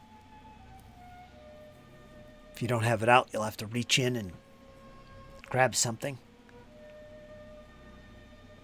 Yeah, well, I'll take my star knife out and hack away to find an exit. You're also going to take some damage. Do I take it before or after? Because it might kill me. You make your... Well, let me look and see. I'm actually not sure. Because then I wouldn't have gotten an action at all if I die. I'm going to say at the start of your turn. I could be wrong.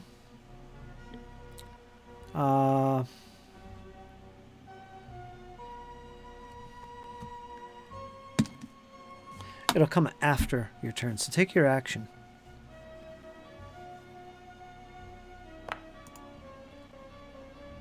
I got a critical nat 20. You So it's did. 27 in total. With your star knife. With And my with- star knife. With one swoop of your trusted star knife, you cut your way through.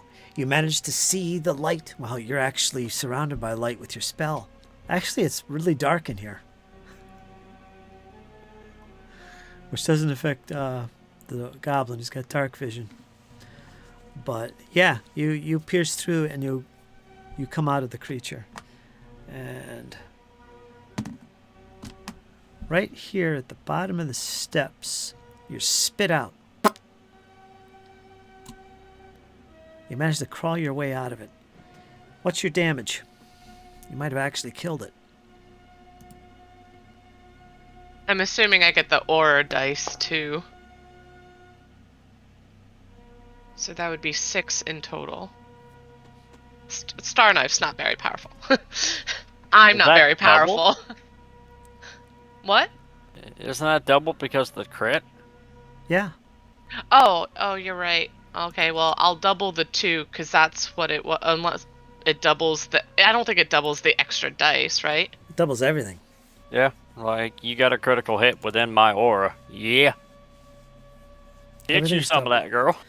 The only thing that Oh, wouldn't I didn't mean to take the damage. the only thing that wouldn't be doubled is anything that actually modifies critical damage itself.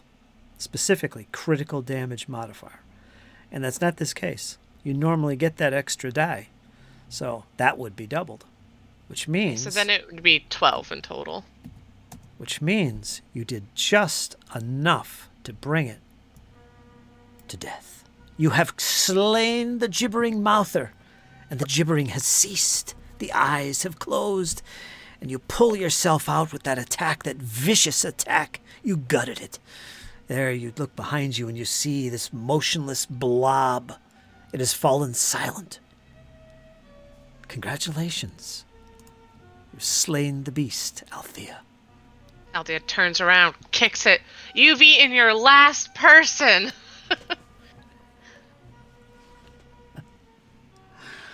All right. Marshall will stand up and go collect his spear from the corpse.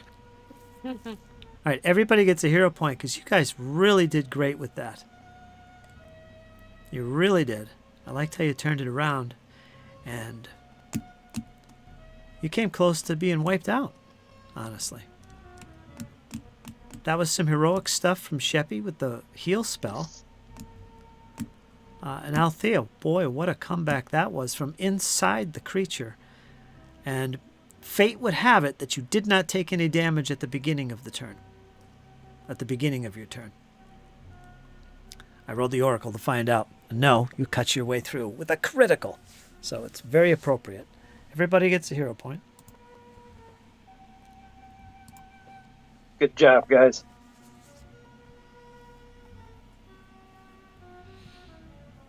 And All right, let's go Good pick a job. fight with another one. Alright, but we gotta. Hold on. We gotta meet up. We gotta take care of that, that wound before it becomes infected. Marshall looks down at the gaping wound. What wound?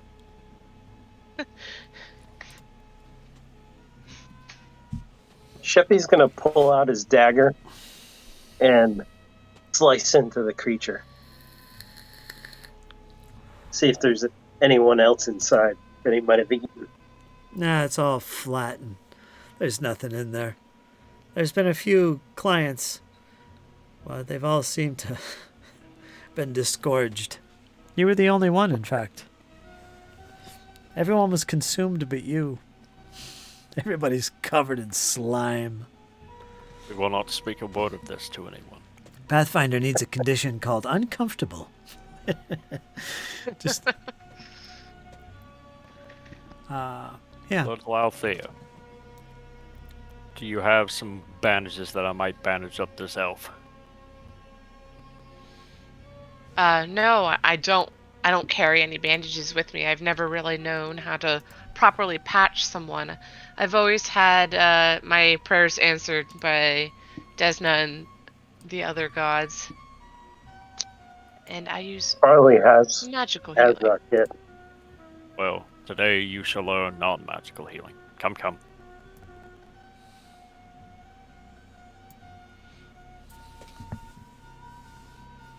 And yeah, I'm gonna borrow Farley's healer's tools and see if I can make a medicine check on him. Okay. See how that He does. will get his focus point back. 10 minutes go by. 14, One one number under. away. You do have a hero point. I'll use it, why not?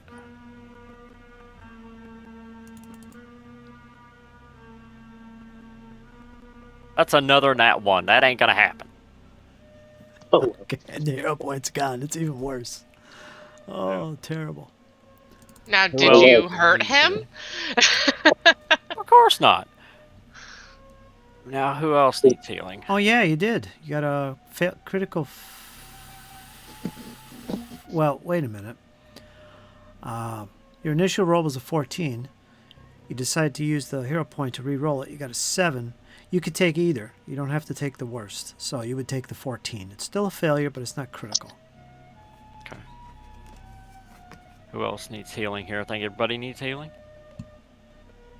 Althea is not going to respond to you on your comment about, well, you're going to learn this. She's offended that, hey, let's have some magical healing, and then he just turned it down, and then she watches you just botch Farley. Didn't botch it. I put it on too tight. That's what happened. All right, Farley. That doesn't leg's need turning that. awfully blue there. You all right? Whoops. My bad. He's going to attempt to use healing on you. Since he's immune to it, you just try it on him. But he's going to use it on you with a 21. You're going to get your 2d8. 1. Fine, Farley's 2. just a scratch. Come, my friend. I shall take care of your wounds. You get 4 back. And then I will borrow them back and try one on Sheppy while he's blindsided. Wait. How about you, Althea? Do you need That's some? a 2. God, Jesus. Oh, Wow. you're choking me. What are you Hold doing? still, you wriggling thing, you. Althea, help me. Save me. That's good. Trying, guys. The rolls just ain't with me tonight. All right, let Farley I know, try. it's been pretty bad. Let Farley try on Althea because she's the only one who can take some healing here. Actually, she's not going to accept any healing by bandages. Okay. And Okay. she's just patiently waiting for you all to kind of make your rounds with the healer's tools. All right. And she's like, are we done? Can I try now? Please. Might as well while we're standing here collecting our breath and getting this slime off. Slime. So everybody but Althea is immune to this. The medicine check. For an hour.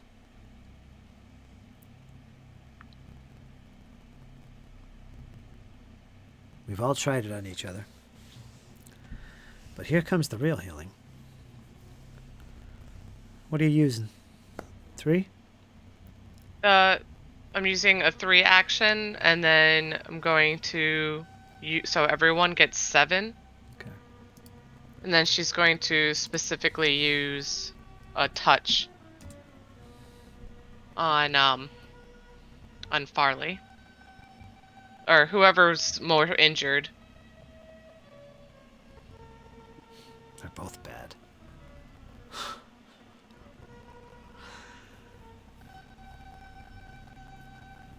Marshall's near death. Always near death. What are you talking about?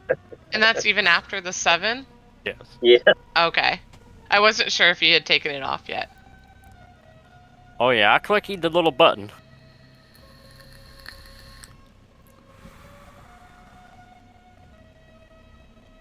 It didn't help much though. Yeah, it's almost like my rolls tonight. Like the bar just didn't move enough. I'm teasing with you.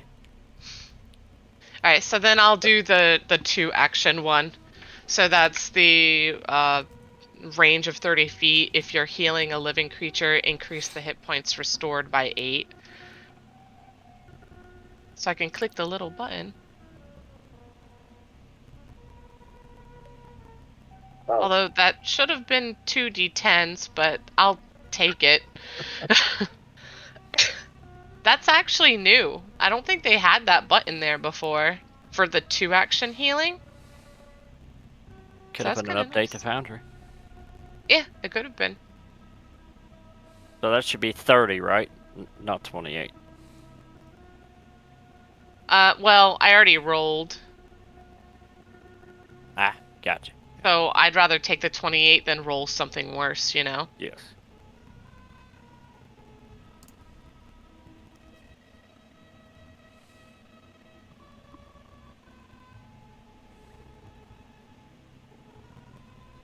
And, just for the heck of it, she'll do it again for Farley. But this one's just the 1 level.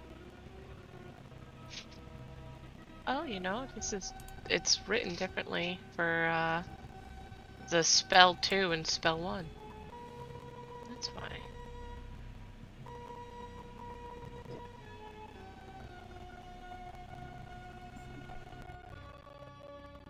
And that one's gonna be 16. Ooh, look at them fancy rolls.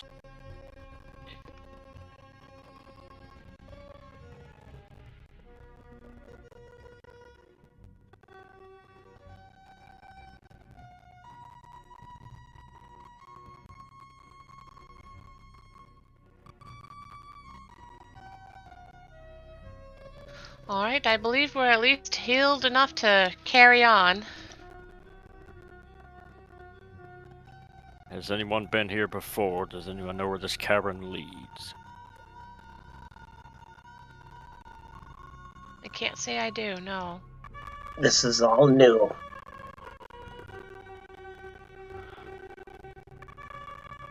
Gonna be a long day. Looks like the water leads up north. And something else. I spot West? the trail leading west. So the question is, do we go north or west? I say we check north first.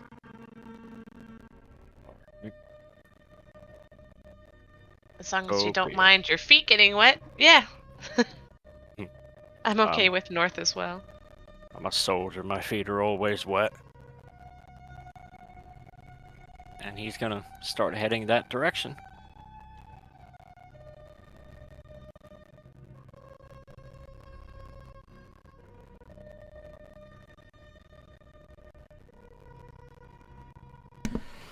All right, so you're heading up north in the pond, or going back up the steps?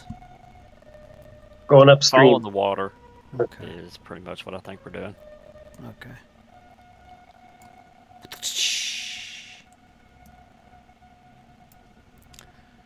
You can just see, or it looks like it leads out. Actually, the stream is coming in.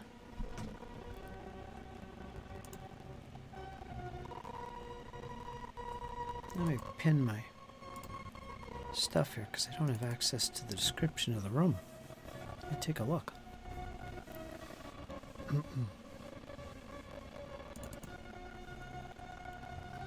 Dun, dun, dun.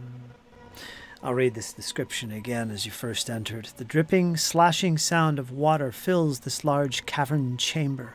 The air is cold and damp, and to the east sits a sizable pond. Actually, it would be a lake. A lazy rivulet of overflow trickles to the north, unless it was man-made, trickles north down a sloping tunnel, while a 5-foot diameter opening gapes in the ceiling above the center of the pool. Okay. So this is going down, sloping down. Yeah. The pool here is about 5 feet deep. You get the sense of that as you start to get close to the edge and walk into the water where it's kind of flowing north, or flowing from the north. I don't know if it's going in or out. What a horrible thing to say for the GM. You should know these things. Terrible.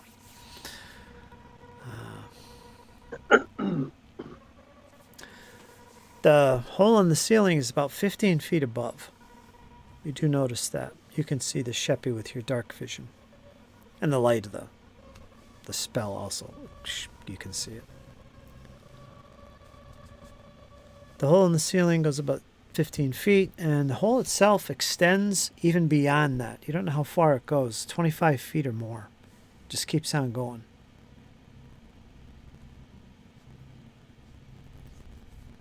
You don't know where it leads.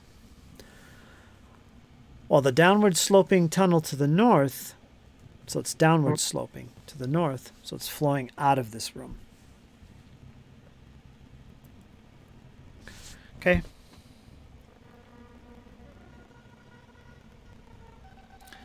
Is anyone searching the water? I assume that you are. You can see around the shoreline and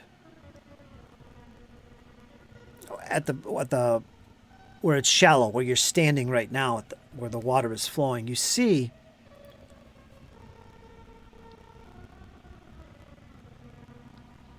coins. The glitter of coins. You're quick to pick up on this, Sheppy. You reach down and take some of these coins. You see a nice mix of silver and copper. They're scattered all over the place, in fact. Where you're standing and along the shore, especially. There might be more in the lake itself, but it's a little bit deeper than you. It's a little bit deeper than you. It can be about four. It's right up over your head. You pull back away from it before you drown. But anyone else that steps in here, it's about 5 feet. 5 feet deep. And you can manage to collect some coins here. If you spend time doing so, I can tell you how much you do garner. You want to spend some time collecting? Sure. Might as well. It's going to take some time. You're going to get 190 copper pieces and 64 silver by the end of that little search. Yeah, that That's was a little bit of time there. Yep, that was worth it. Oh, hold your feet, Goblin. But they're scattered all around the bottom of the pool and along the shore. They're just all scattered along here. You can see where the current leading to the north has kind of taken some of them and guided them in that direction, but they've since sunk to the bottom. You see them clearly, and after about 20 minutes or so, you collect all these coins. So again, 190 CP, 64 SP. Somebody will have to keep track of that. Add it to your inventory.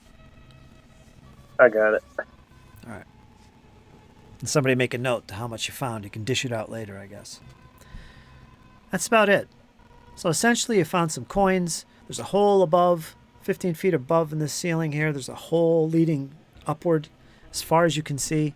And the water is heading to the north, where it's kind of sloping downward.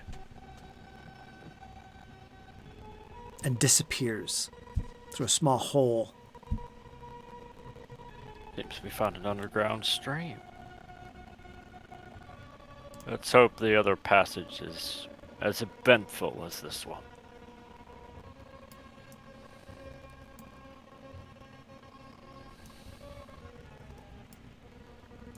So there's obviously no exit there. There is an exit to the west. You see there's a cavern.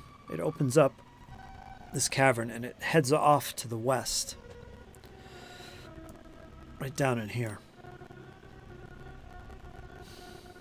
I'll slowly begin heading that way. Okay, form up and march down the cavern. All right. There'll be one behind the other. So begin to move down this cavern, this very narrow, natural cavern. In some spots, it's only 5 foot above you.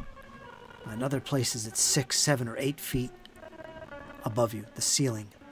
But it's very tight. Very claustrophobic. It smells dank. It smells wet. Mold. Fungus grows along the walls in some spots. Some of it green, some of it mushroom-like. You continue on. You hear dripping occasionally. And you see along the walls where water is kind of lightly cascading from above.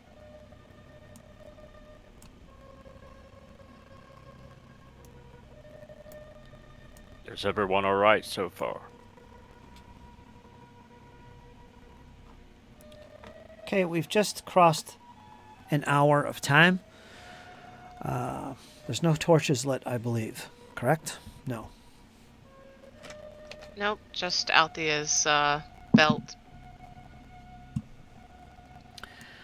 You get to about this portion right here. You see the cave itself continues on to the west and seems to turn in a southerly direction. It continues on. However, from where you're standing right now, to the north,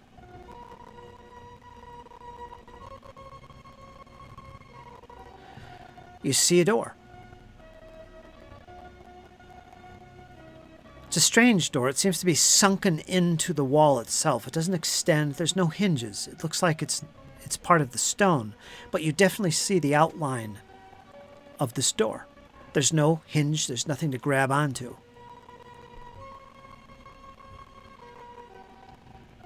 But it's not hidden. It's very plain to see. Basically a natural stone door in a natural stone wall. And it's right in front of you. Odd.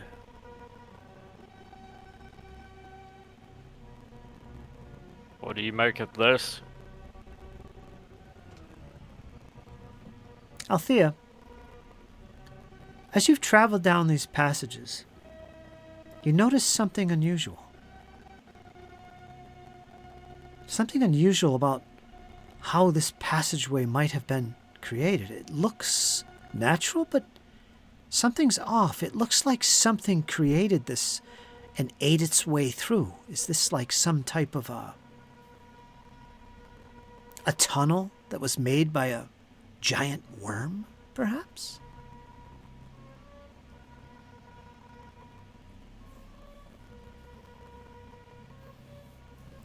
That's I'm where telling you, Marshall, this doesn't look good. that's where your investigation nature kicked Yeah. in. It worked. Hey. Doesn't look good in what way? These tunnels don't look natural. If you look at the ridges, it's like something ate its way and kind of came through here. Just the way it winds Maybe it and was the dead. turns. Maybe it was that worm we found. The carcass. The carcass of that worm, remember? In the round blue room that I jumped over? Yeah, but Yes. how did it get up there? And how did it get from here to there? Well, it was dead, so maybe something killed it and dragged it upstairs, but that was a big worm. Or carcass. Yeah. Maybe they use the worms to do their digging for them to hollow out the caverns big enough to where they can make rooms in them.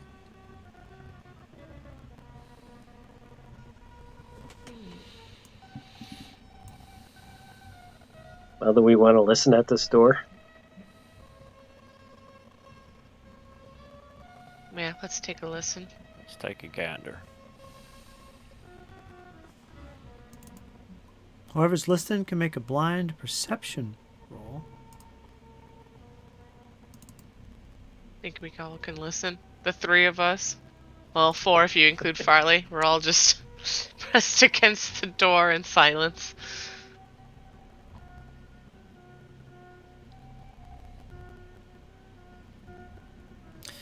Now, Thea, you press your sharp pointed ears against the door. It's cold. It only takes a few seconds and you hear movement. You hear something beyond. In fact, you hear whispers. And Sheppy, you too hear whispers. Somehow the voice sounds familiar, but you can't place it. Something's muttering under its breath at times. That's all you hear.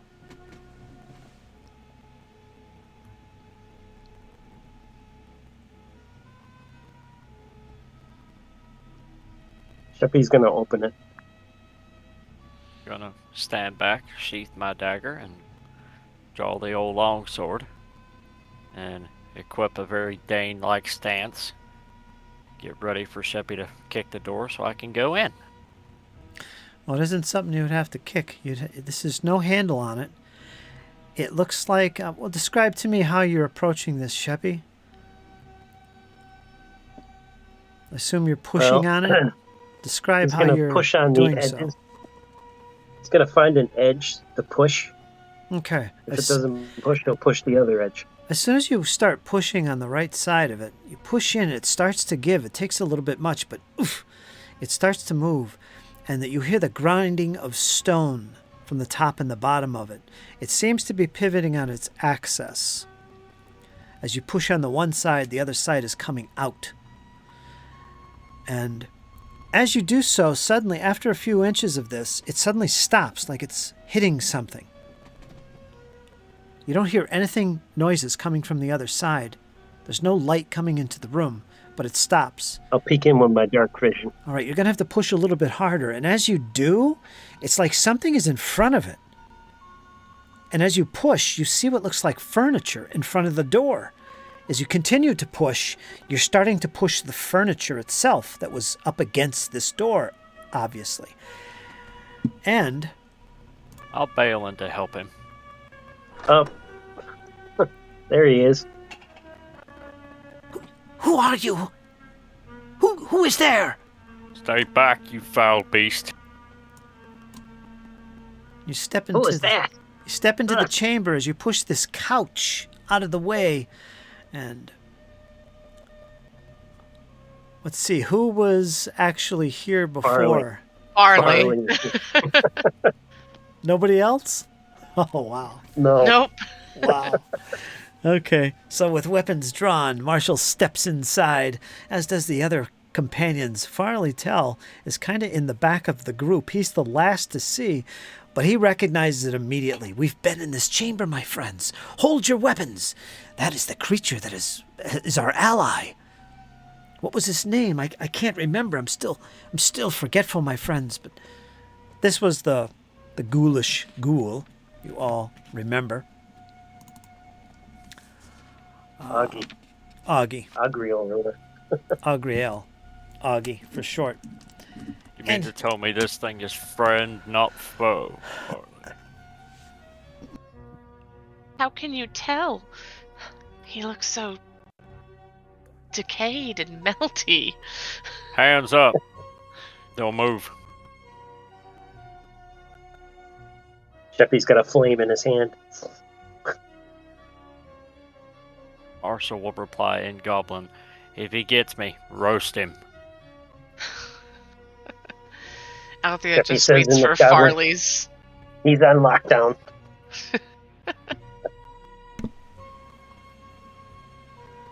So essentially, you've come all the way around a different way into this chamber you've been in before.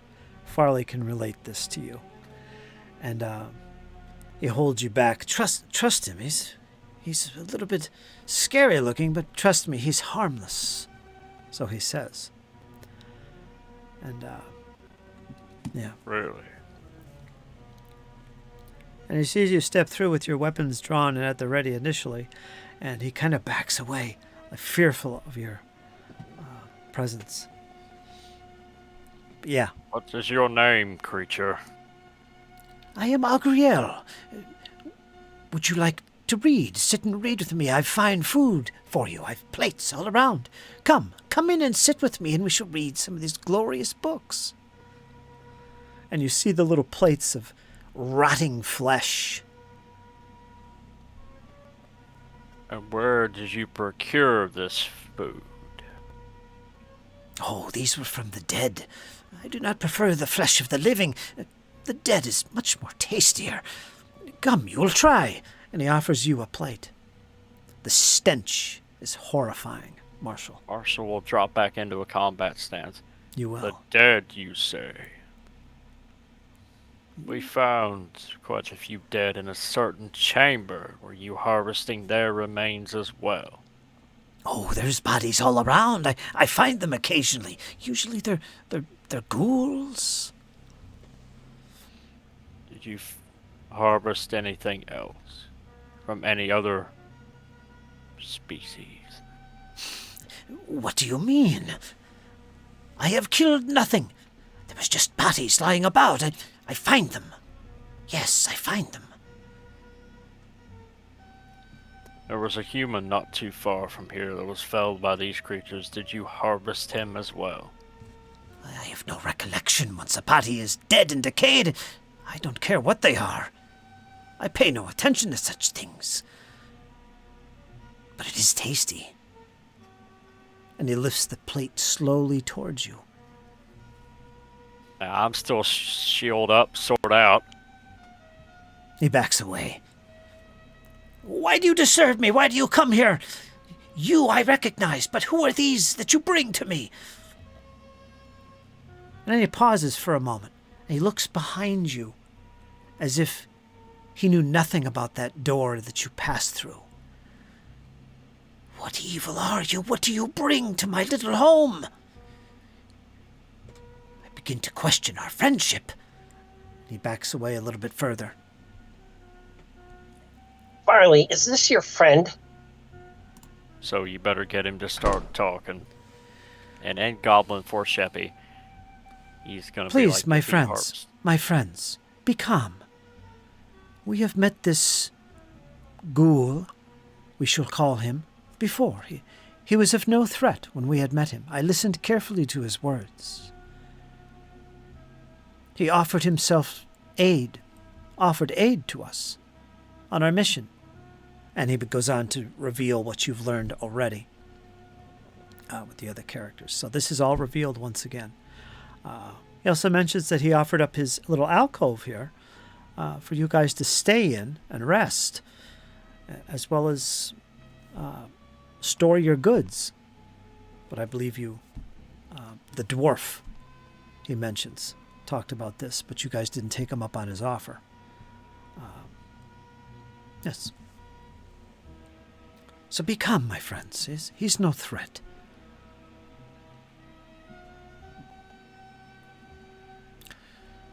Now, from this chamber here,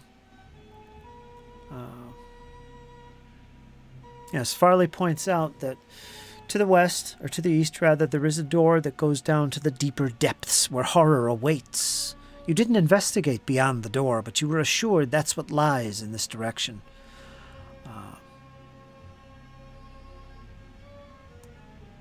And that's over here. Yes.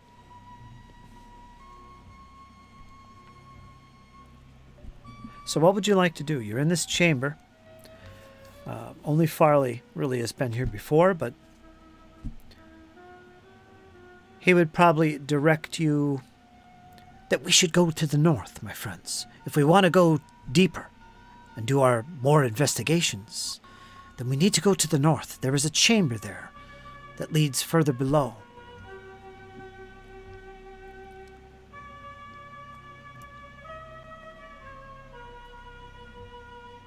So it's Seems up to like you we where you have want to to go go. at this point. Go ahead, Or Kyle. we could go back and backtrack down that other tunnel and see where it leads. You could. Yeah, I think we should check out the tunnel. Okay. Marshall's just gonna look to Althea for her vote.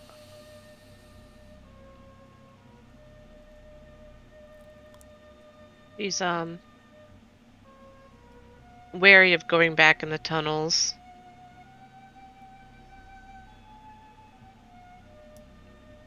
If we make it quick, I'll go with you. But I don't want to stay there too long in case we run into trouble. Farley says you should head off in the other direction. He's all for moving forward on this little mission of ours. There's obviously nothing behind us in those old tunnels. We want to see where Belcora was actually living, where she was doing her evil work and deeds. So he says we should go the other way, north and back to that chamber that we investigated. He's eager to push on and move forward, as he's always been, kind of pushy, in fact. Well, that tunnel's not going anywhere. It'll still be there when we get back, Sheppy. All right, let's go. Yes. Belcora's chamber. Forward you must. Onwards. So you're going to that chamber to the north? Yes. Boy, it was so easy to convince you that. It's remarkable. Alright, so we're going to vacate this room. I'm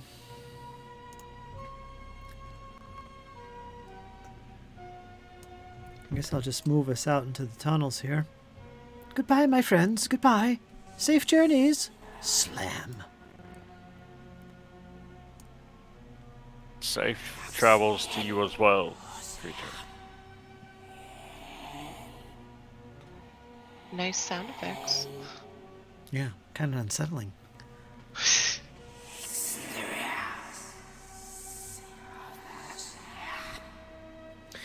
As you enter these tunnels,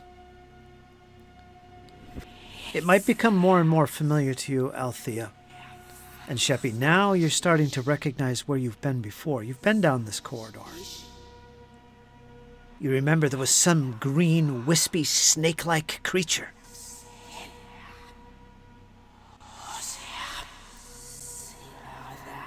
In fact, as you proceed north up this corridor, you see that green glow to the right, in the east, beyond the door. From underneath, you see it glowing. Can you see it? Yes. Oh, that's sweet.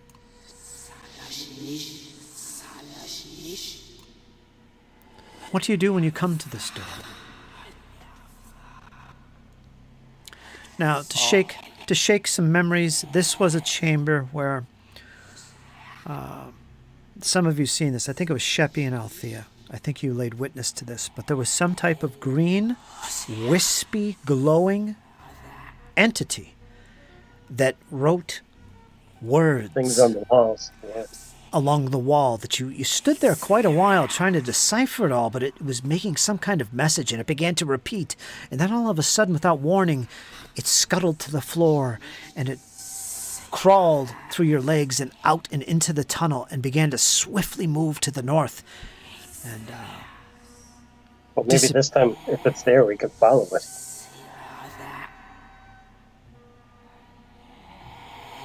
Sheppy's going to open the door. Sheppy steps forward. And there you see the green glow once again. I will bring the token into the room. Ancient, tattered sofa lies in front of you. It's resting against the east wall of this chamber. To the south, the southern wall, shimmers a strange, green, and familiar light. It is there that you see what you were thinking in your heads all along, that snake-like entity begins to glow and move itself all along the wall. You've seen this before, this ribbon of a creature. You stare once again at it, taking pause. Some of you have never seen this before. It begins to write words, as if it acknowledges that you're watching it. There you see the letters in common begin to form. Belcora. Belcora fell to the Rose Guard. But we never knew of these vaults below. And again it repeats. Belcora fell to the Rose Guard, but we never knew of these vaults below. And suddenly, the glow begins to peel from the wall and descend to the floor, and it begins to scuttle along the floor towards you, towards the door. You begin to step aside a little bit and make way with whatever this is, and it begins to quickly move out the door and up the chamber to the north. Familiar territory for some of you, but again it is moving swiftly. What do you do? Quickly. I'll run after it. Yep, we're all going after it. All right, you step outside the door, and you follow behind. Another door appears in front of you. Again, this is familiar territory. You kind of think what lies beyond. What do? Marshall, you lead the way. Do you open the door? Go through the door. It passes underneath the door and out of sight, and as you open the door and enter the chamber in front of you, again, some of you recognize this as the chamber where you had fought some misty blue and white fog-like creature very early on when you first entered these strange crypts. Not crypts, but library.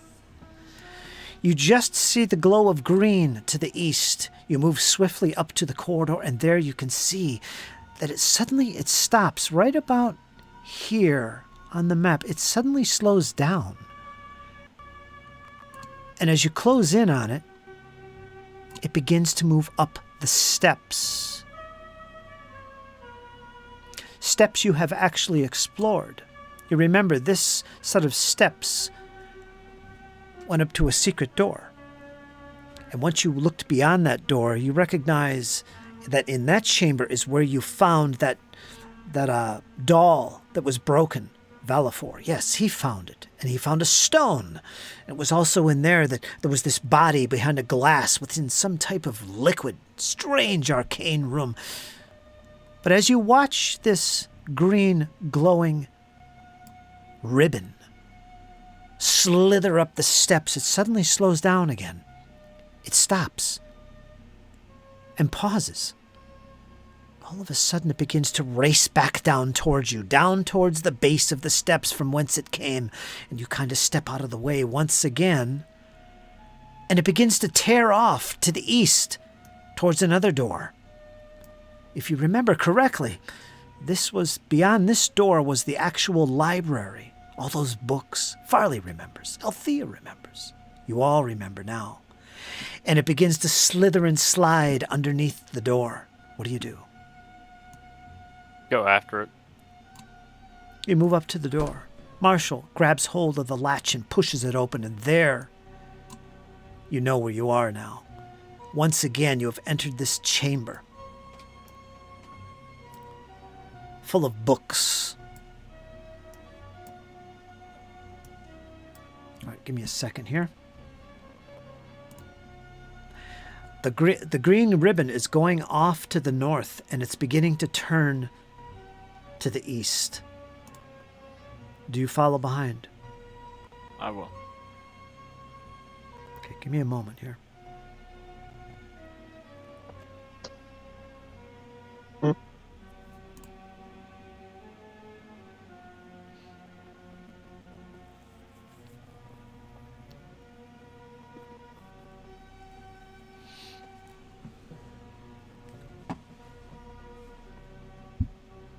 All right.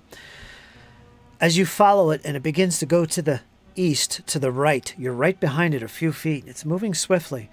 And once again, it goes underneath the door leading to, if you recall, there was another library. Let me move you up there, actually. This door right here. You'll remember this room. Mm-hmm.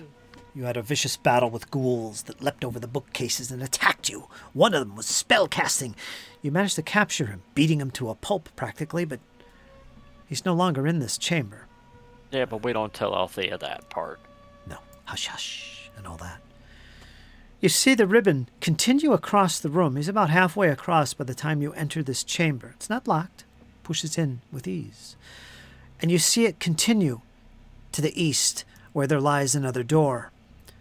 And some of you also remember that beyond this door lied deeper, darker depths below.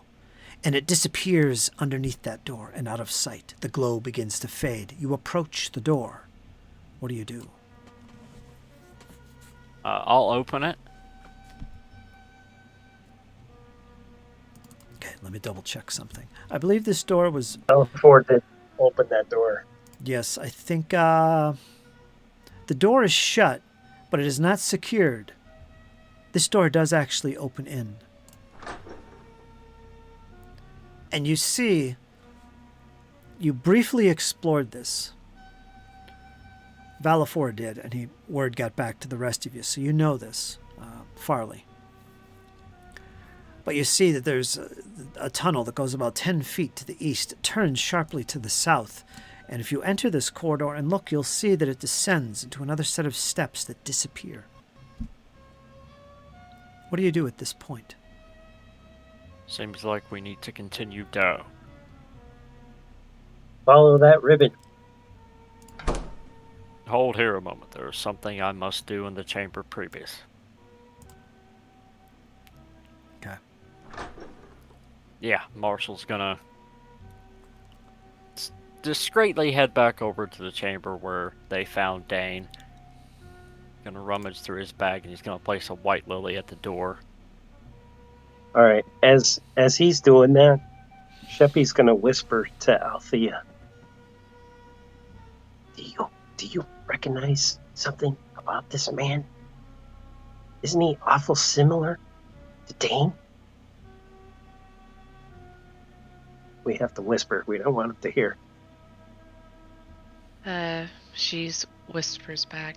I've had a few suspicions, but when we were speaking of Dane, I thought I heard him say son.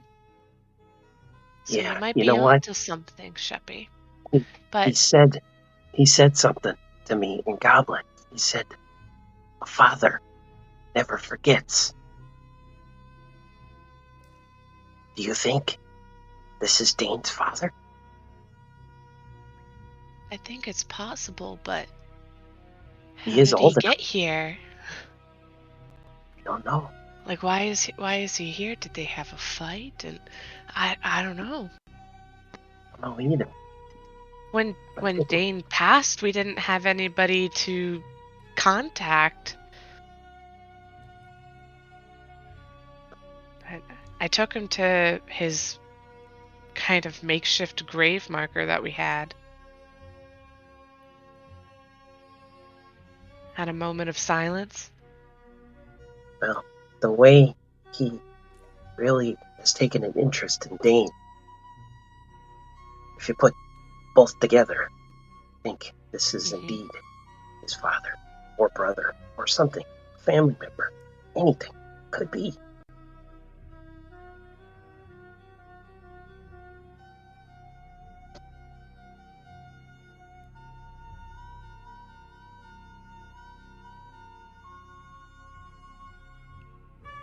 Maybe we should ask him. Marshall's just sort of kneeling down by the door. I would imagine you guys could see this if you step back into the library.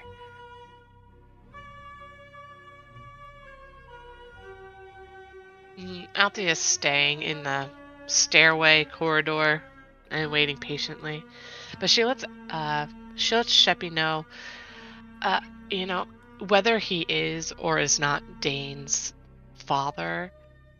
I don't think that'll make a difference. He seems like a very able fighter, but you know, I really don't know what he's doing here, other than maybe for vengeance. But I don't really know him that well to know if he's that kind of guy. Guess I we're wouldn't. just gonna have to find out. Yeah, I wouldn't want him to jeopardize any of our safeties, you know, for news on Dane. Although we would all do anything we possibly could, as we have tried in the past, we just failed. True.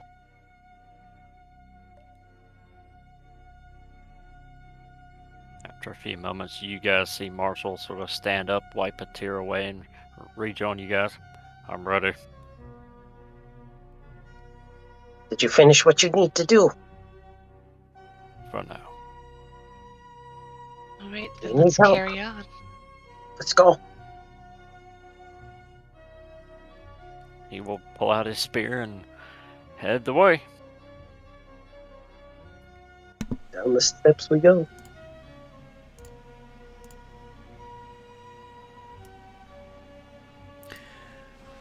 Okay.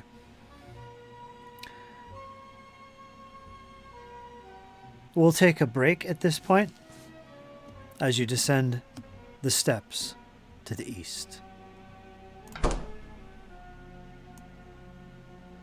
And we'll pick up from there. Okay, so take your 5 to 10 minute break. And we'll see what lies below this unexplored area. The tunnels under the gauntlight. Do. All right, folks, we're going to take a little break. I'm going to check a few things and get ready. But yeah, we're going to take a short little recess. Whatever you want to call it. So be right back.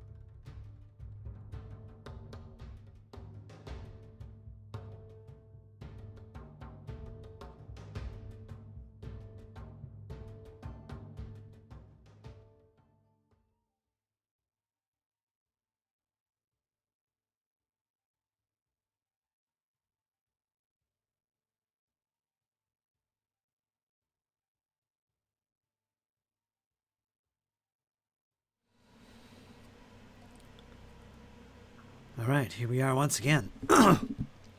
Pick up with part 2. And no Patrick tonight. I don't know what happened to him. I haven't heard from him. I know he saw my messages. I'll have to get back to him. I don't know if he's going to make it tonight. I'll assume not. And Rachel had to drop off.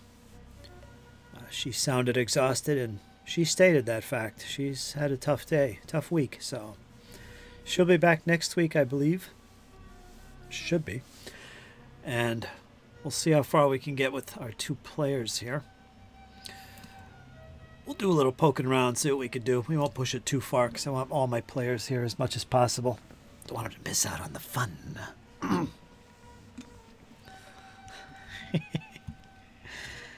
And we're about to descend into the lower depths, even further in the gauntlight. We're all gonna die. Death awaits. The snake men are around each corner.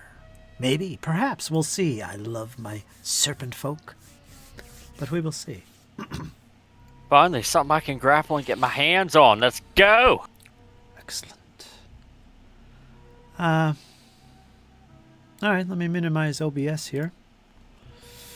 Get back to the main screen of goodness where it all happens. You guys can see where you currently are.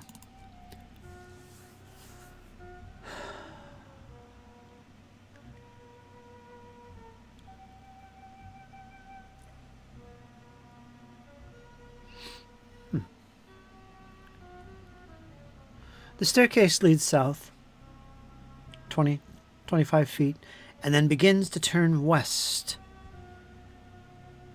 You see it now in the torchlight, there before you as you reach the bottom of this set of steps. There, to the west, 5 feet away, is yet another door.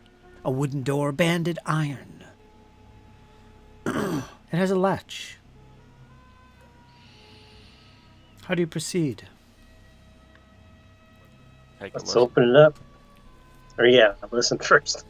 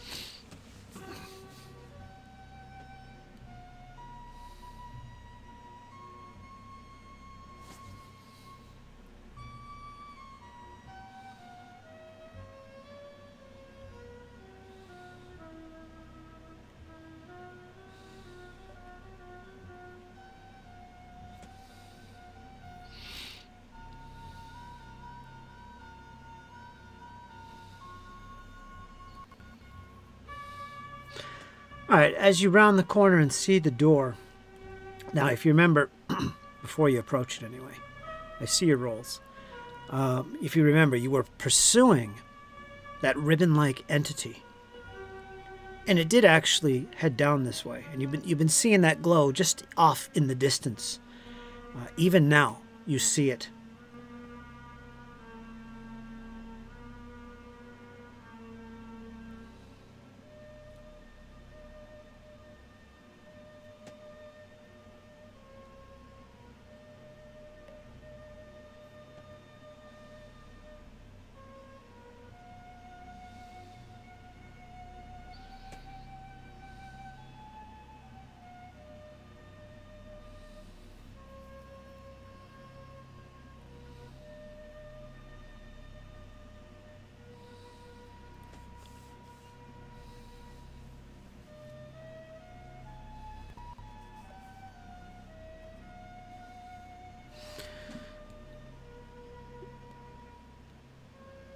On the door, you see the ribbon once again. Just as you're about to approach the door and make your way and chase after this, you see the ribbon still there in front of you. It's on the door. And you see it begin to move once again, serpent-like. It's not on the floor, it's on the door. And again, you recognize this. It's going to form words. Watch, there, I see. Letters begin to appear as it begins to trace letters and move its way back and forth along the door. More writing appears before you. Again, this is common. You can all read this, and you squint your eyes trying to pay attention. What is this? It begins to say and spell out, gauntlight is a weapon built to raise Absalom. It must be brought down. And as soon as... Say that again. I'm writing it down. Gauntlight is a weapon. I'll put it in the chat.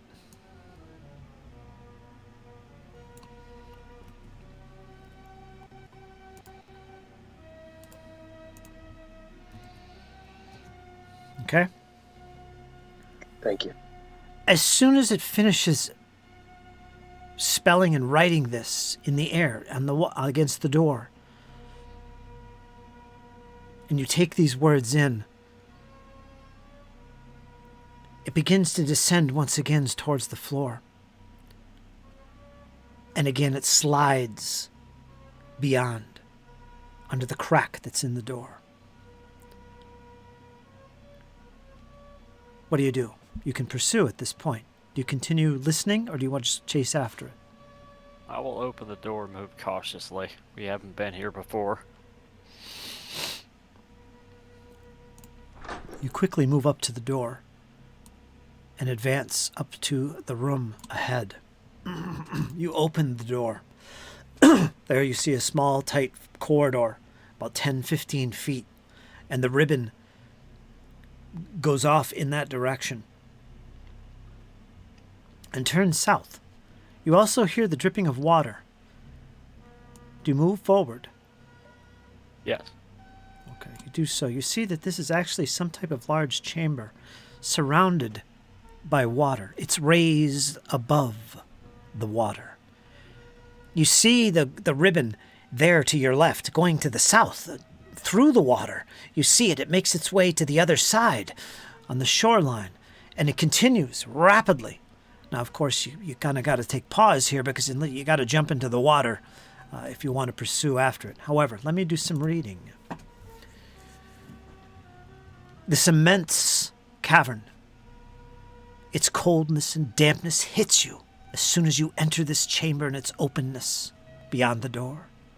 Water drips from condensation above into a large, still lake. It surrounds you. Thick patches of moist mushrooms, fungi, some nearly 4 feet tall, grow along the western shore of the lake. The furthest from you, on the opposite side of you. That would be the west. While a narrow trickle of water feeds in from the tunnel to the south, the direction the green glow went. A 35-foot-long pavilion made of stone stands in the middle of this lake. You are standing upon it, elevated 10 feet above the waterline by more than a dozen stone columns, so it seems. This entire pavilion is encrusted with damp, pale fungus. 2 stone bridges arch from the pavilion, one connecting it to the door set in the northern wall, and another to a door to the east, from which you came through. A faintly flickering campfire burns in the middle of this pavilion, its smoke curling towards the ceiling above.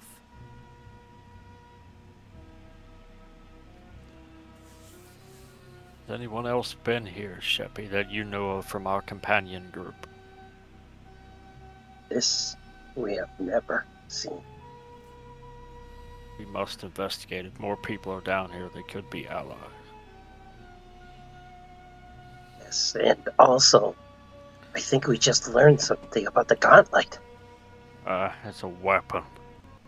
Yeah, you know Absalom, right? Absalom is a major city. It's not Otari. I know. I think we've uncovered something even deeper than we thought. Oh, yes. I was a veteran soldier of Last War. I know very well of Absalom. We definitely need to warn the town. We have to warn the town, but for now we should pursue. We should continue down these corridors. There might be a way around. Okay, be careful. Happy.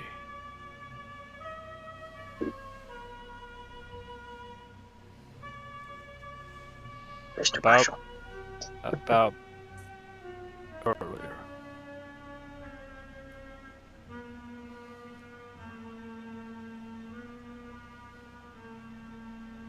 While you two were waiting in the stairs.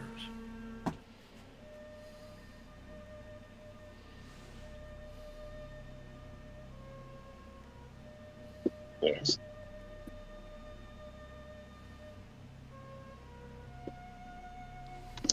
Let's just say that Marshall is not my name.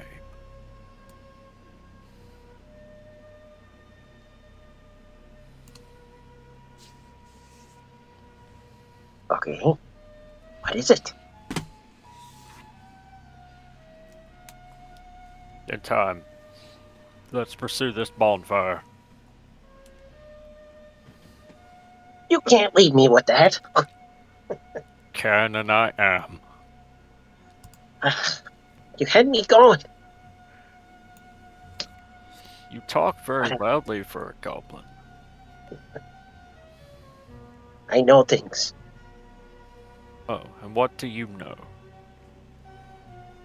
I know how to burn things, how to eat things, and how to lie. And very good at lying, I might add. I know the underworld very well. But I can be trusted for those that are nice to me. I have undying loyalty. So you be nice, especially to my friends. I will be your best ally. I promise. Oh, I do not mean this group any harm, Sheppy. Well, you need to let us know, because the secrets make you untrustable, if you know what I mean.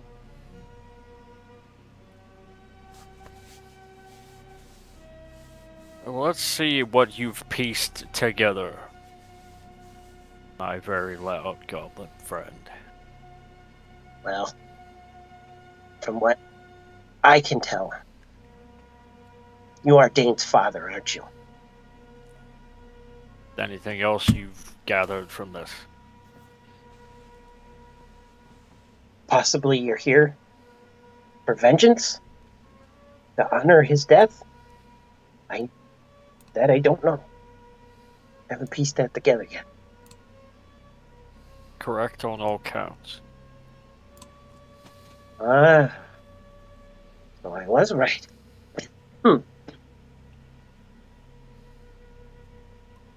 I came here to see the people he died with. See, To see Dane what was my he good fought friend. for.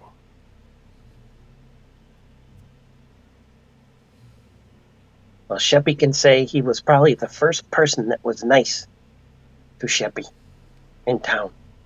It's been a long time since anyone has been nice to me. That dwarf seems to favor you. I don't know about that dwarf. I do like his knife, though. It's very nice. Sure.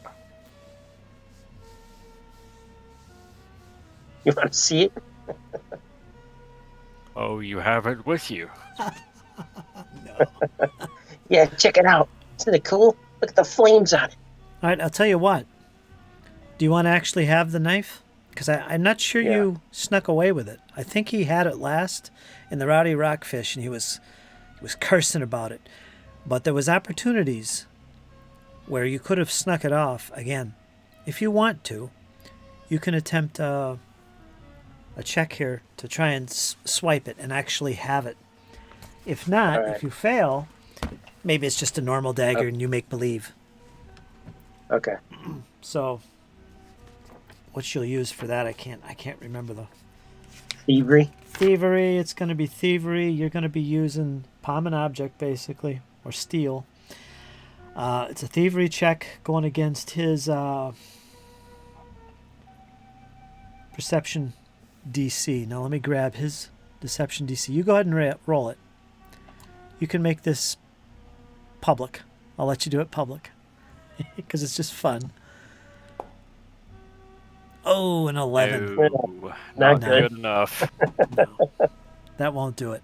Do Well, you know what? He does have a hero point. if you want to use it, it's up to you. Yeah, why not? It's fun. What's the DC, Dan? Do you remember? 19. 19. I almost rolled a 20. Almost.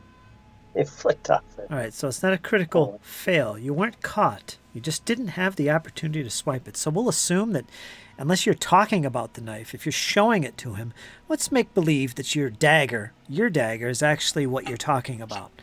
You're making believe it's the dwarves. Maybe trying to trick Marshall that it's that fact. Gotcha. Oh, this is the dwarves, but actually it's not. Okay, so Arthurian lucked out there. Okay. Sharp-eyed. Actually, the goblin didn't roll too well there. He's Yeah, the usually goblin good at couldn't get done on that one. Okay. All right. As you look back behind you, you see Farley Tell, Althea, just kind of with their arms folded, and they're staring at you. The elf, in fact, is actually leaning his back against the wall with his one foot up against the wall as well. Are we ready to proceed? He says to I'm you. ready. Let's go. All right. Althea's light lights the way. As you step forward, as soon as you step forward, you hear growls. You hear growls coming from the right to the north. You look up to the north. There you see a large wolf. And next to the wolf, to its left, down on all fours, you see a human. Looks like a human. The human begins to growl. He steps forward a short distance and halts. The wolf as well steps forward behind him. Both begin to growl. Shot man- up, spear point out. Sheppy says in Goblin, follow along, human. And Sheppy is going to say, Jowl? Mesmin? Is that you? Go ahead and make a blind society check.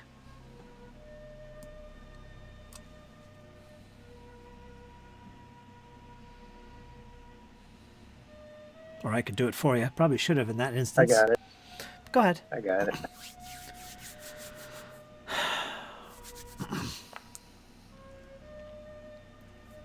Okay.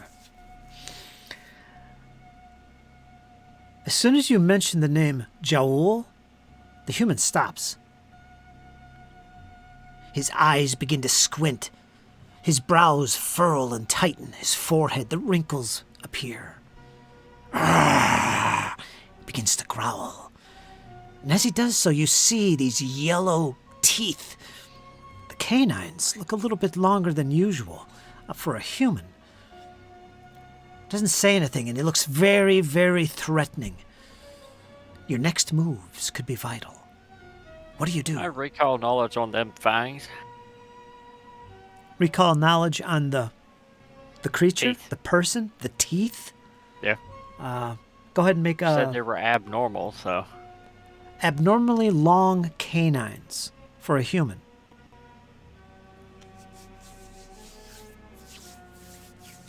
Sheppy, charming liar. If you want to make a... let me look here. I'm going to say society or... No, society. If you want to make a society on this human, you can do so. And that could pertain to the teeth as well. Okay. Charming liar. Your charm allows you to win over those you lie to. When you get a critical success using the lie action, the target's attitude towards you improves by 1 step if you get a critical success.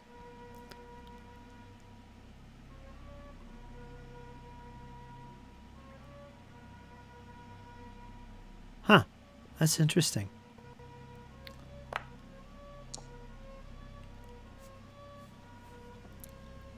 What was that for? I don't know. Didn't you just tell me to make a society check? That was me, Bubby. Oh, sorry. Yeah. I was reading your charming liar. Yeah, it's a feat I have. But anyway, as soon as you mention that name, he does react to it. And Marshall...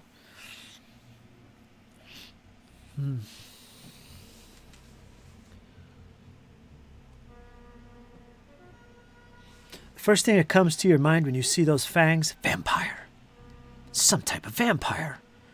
In fact, I think I've read about this one before.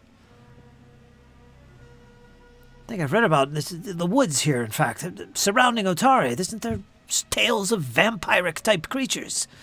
Dampiers for one. Perhaps that's what this is. You're not sure, but you're definitely being cautious at this point. Marshall's gonna look to Sheppy. And then Goblin. It's a vampire? This is no vampire. This is a werewolf. I'm positive.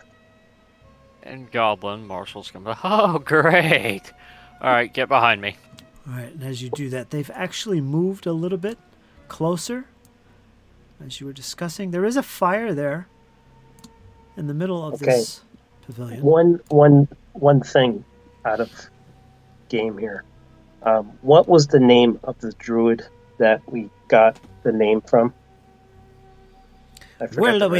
Whirlwind lives outside of Otari. He's like one of the chief druids there at the Stone Circle Pond.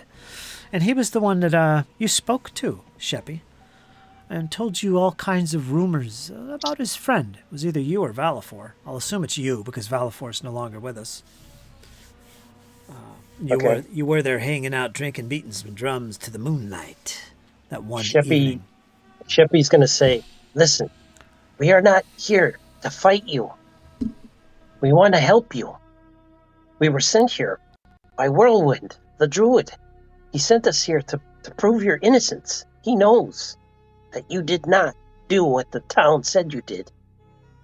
He wants to meet with you again. That's why I'm here.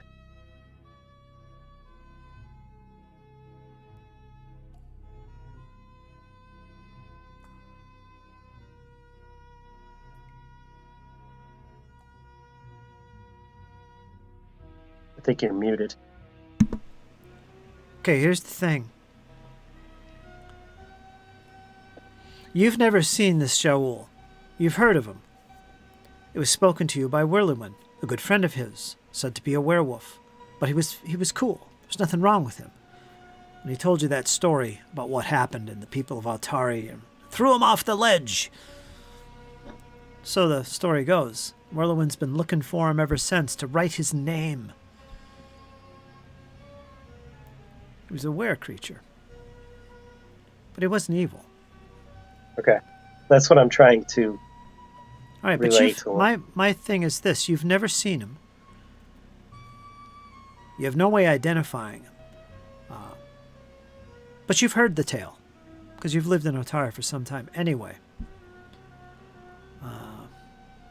This particular individual you're looking at right now does not ring a bell. accept the fact that he's acting this way and reacted to that name, you don't know if that's him. This was a long time ago, but you have no clue. There's no indication otherwise than what you see in front of you. Could be a vampire. Could be a werewolf. Could be some crazy maniac living down here. Could be one of the creations of Belcora. Could be a lot of things. But you're not sure. So you're taking a chance here. Now, you're not using lying here, because this is information you're revealing to him that is actually true. So there's no lying here. Yeah. But there's no further reaction from this being. All right, so what I'll do now is I'm going to lie.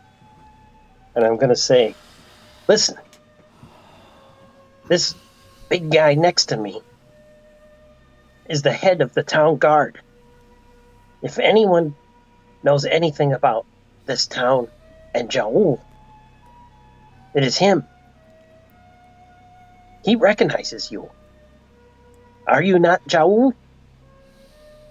His head turns sideways. All right, so this is going to be a lie attempt? Yeah. All right, go ahead. Now you can make your lie. Wherever that is. I'm not sure what you're trying to do. Diplomacy? Charming liar. I think this... No. Your charm allows you to win over those you lie to. Check that out. When you get a critical success using the lie action. Where is the lie action? What's that under? Diplomacy? Not sure. Or is that under... I don't think we've ever used that. How do you lie? I need rules on lying. Society? No, this is probably diplomacy. Where the hell is it?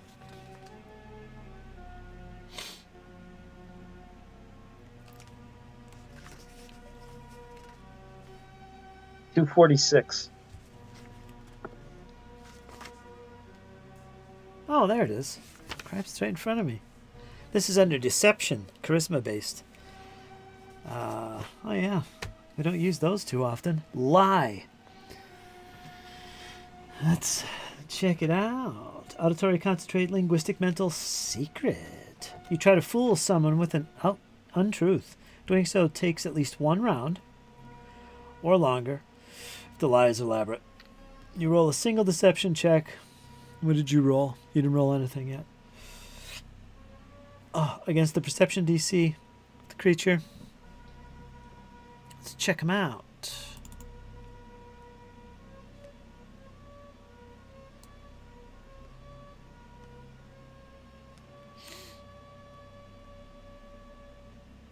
Yeah, makes sense to me.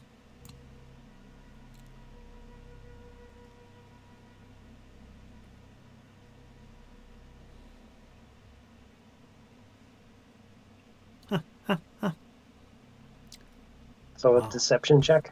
Wow. Yeah, Whoops. you're making a Hold on, let me make that private. Yeah. You're making a deception. It's basically based off your charisma.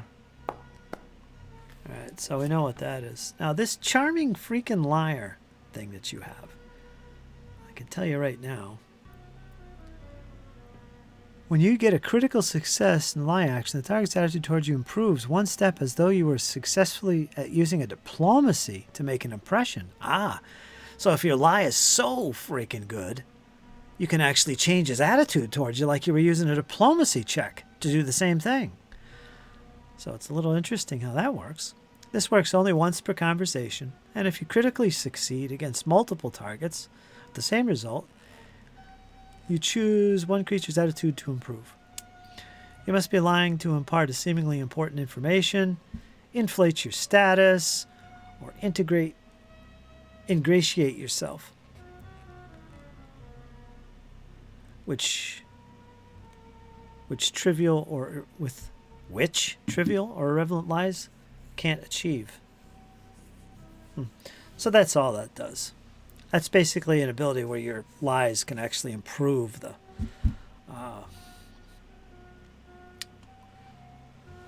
the attitude of those around you. You don't have to use diplomacy to do that. Anyway.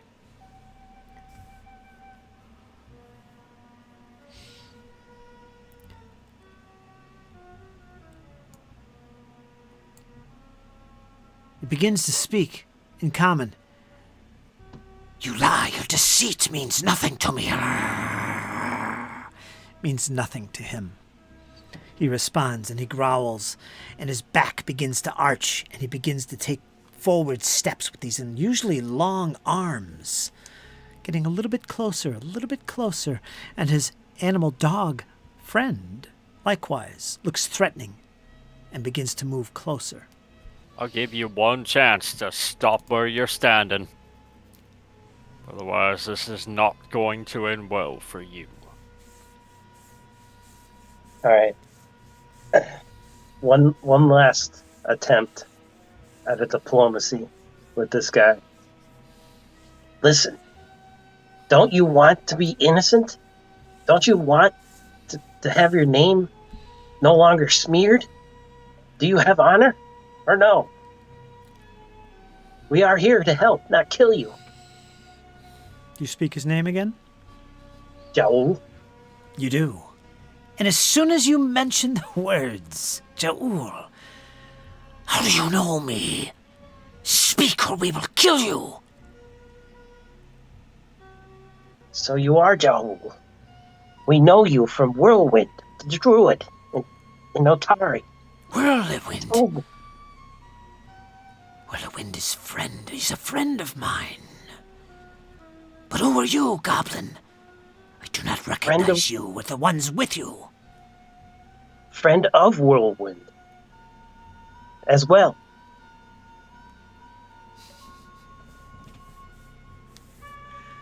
Whirlwind sent us here to find you. You lie. Whirlwind is dead. Whirlwind is not dead. And suddenly he falls back on the back of his rear. His front arms kind of pull close to his knees. He's no longer as threatening. He seems to be thinking, contemplating. Why do you come here? This is my home. I live here now. We know a little bit of your backstory, how you were thrown from a cliff by the people of Otari. But Whirlwind... He kind of winces, as if you bring back memories. Go on. Whirlwind told us of this and asked us to come if we could find any proof of your innocence. But you being alive may be the proof we need. We can bring you back to Whirlwind if you will come with us. We will sneak you in.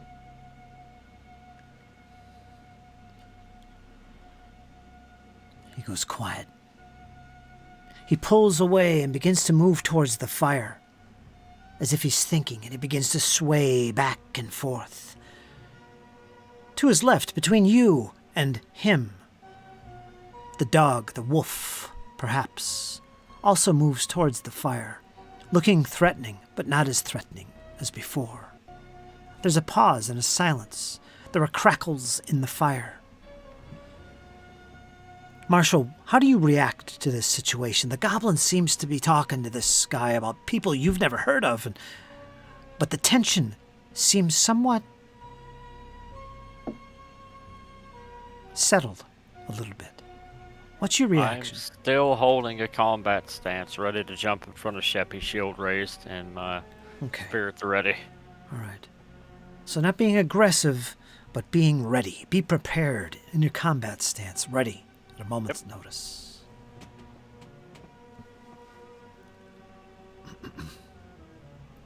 I was going to return to Otari, but I changed my mind. My home is here.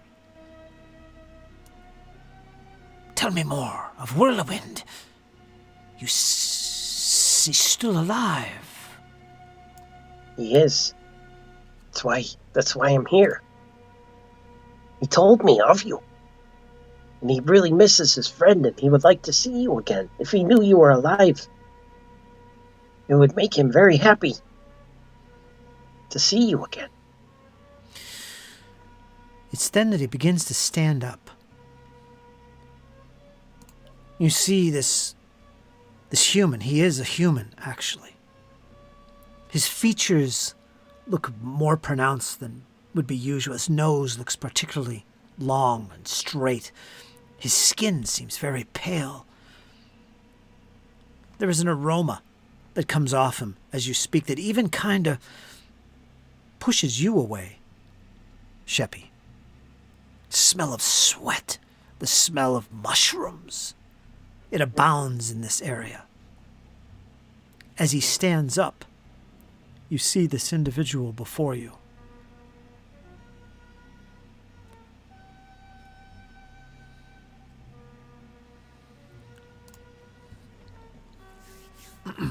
He's not looking as threatening as that, but he looks willing to listen to you.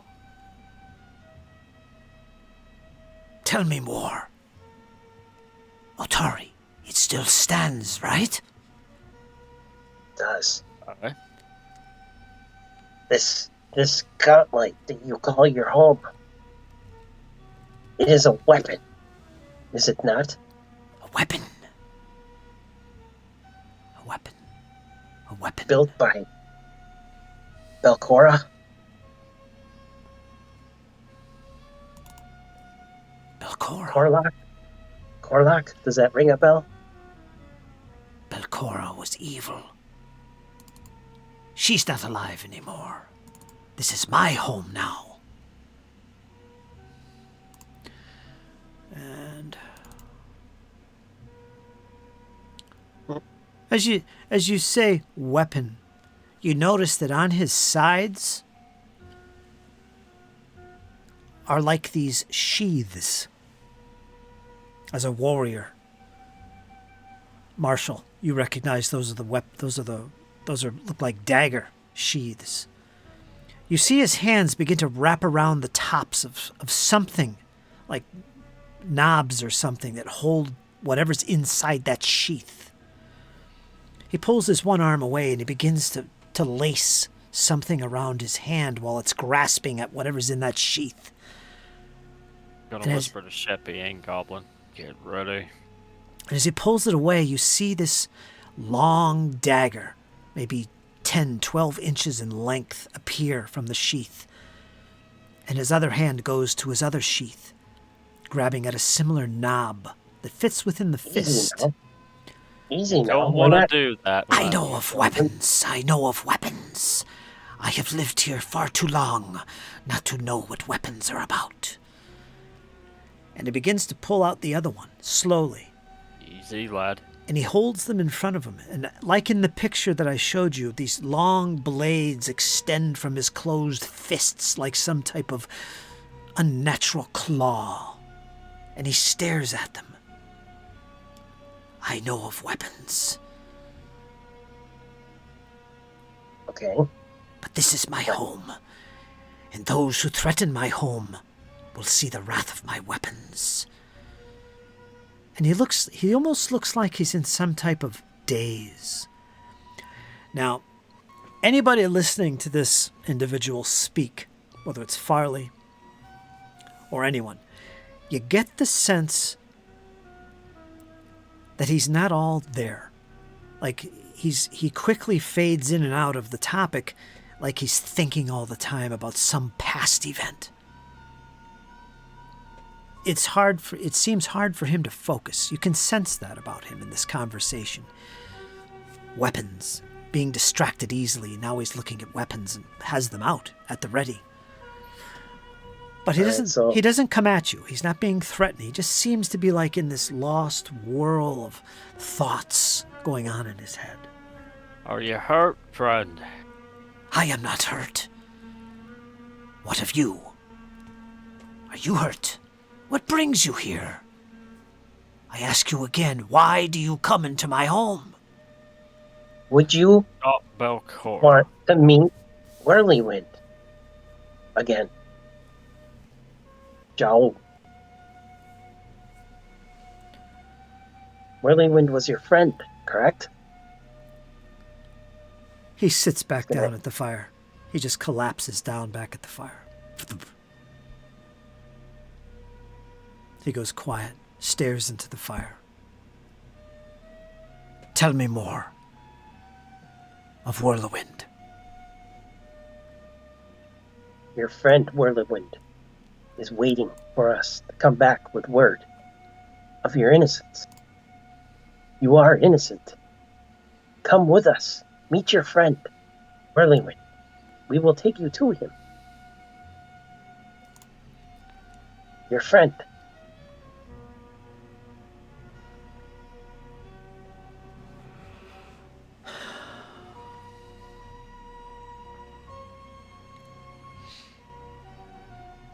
Maybe you are right.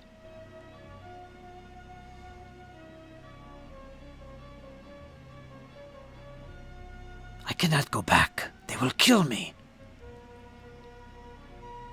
Whirlwind does not live in town. He's outside of town. We could sneak you in, no problem.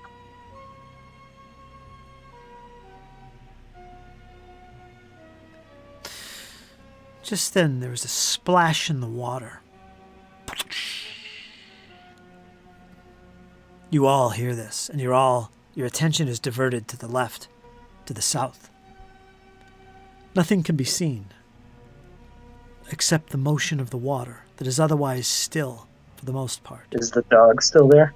The dog is still there. The wolf still sits by the fire. What's the wolf doing? I say wolf because it's much bigger than a dog. It's sitting there. It's not being threatened. It's right by the fire, kind of like close by to him. Right where the tokens are, actually.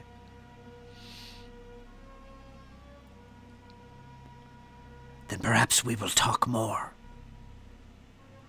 he says.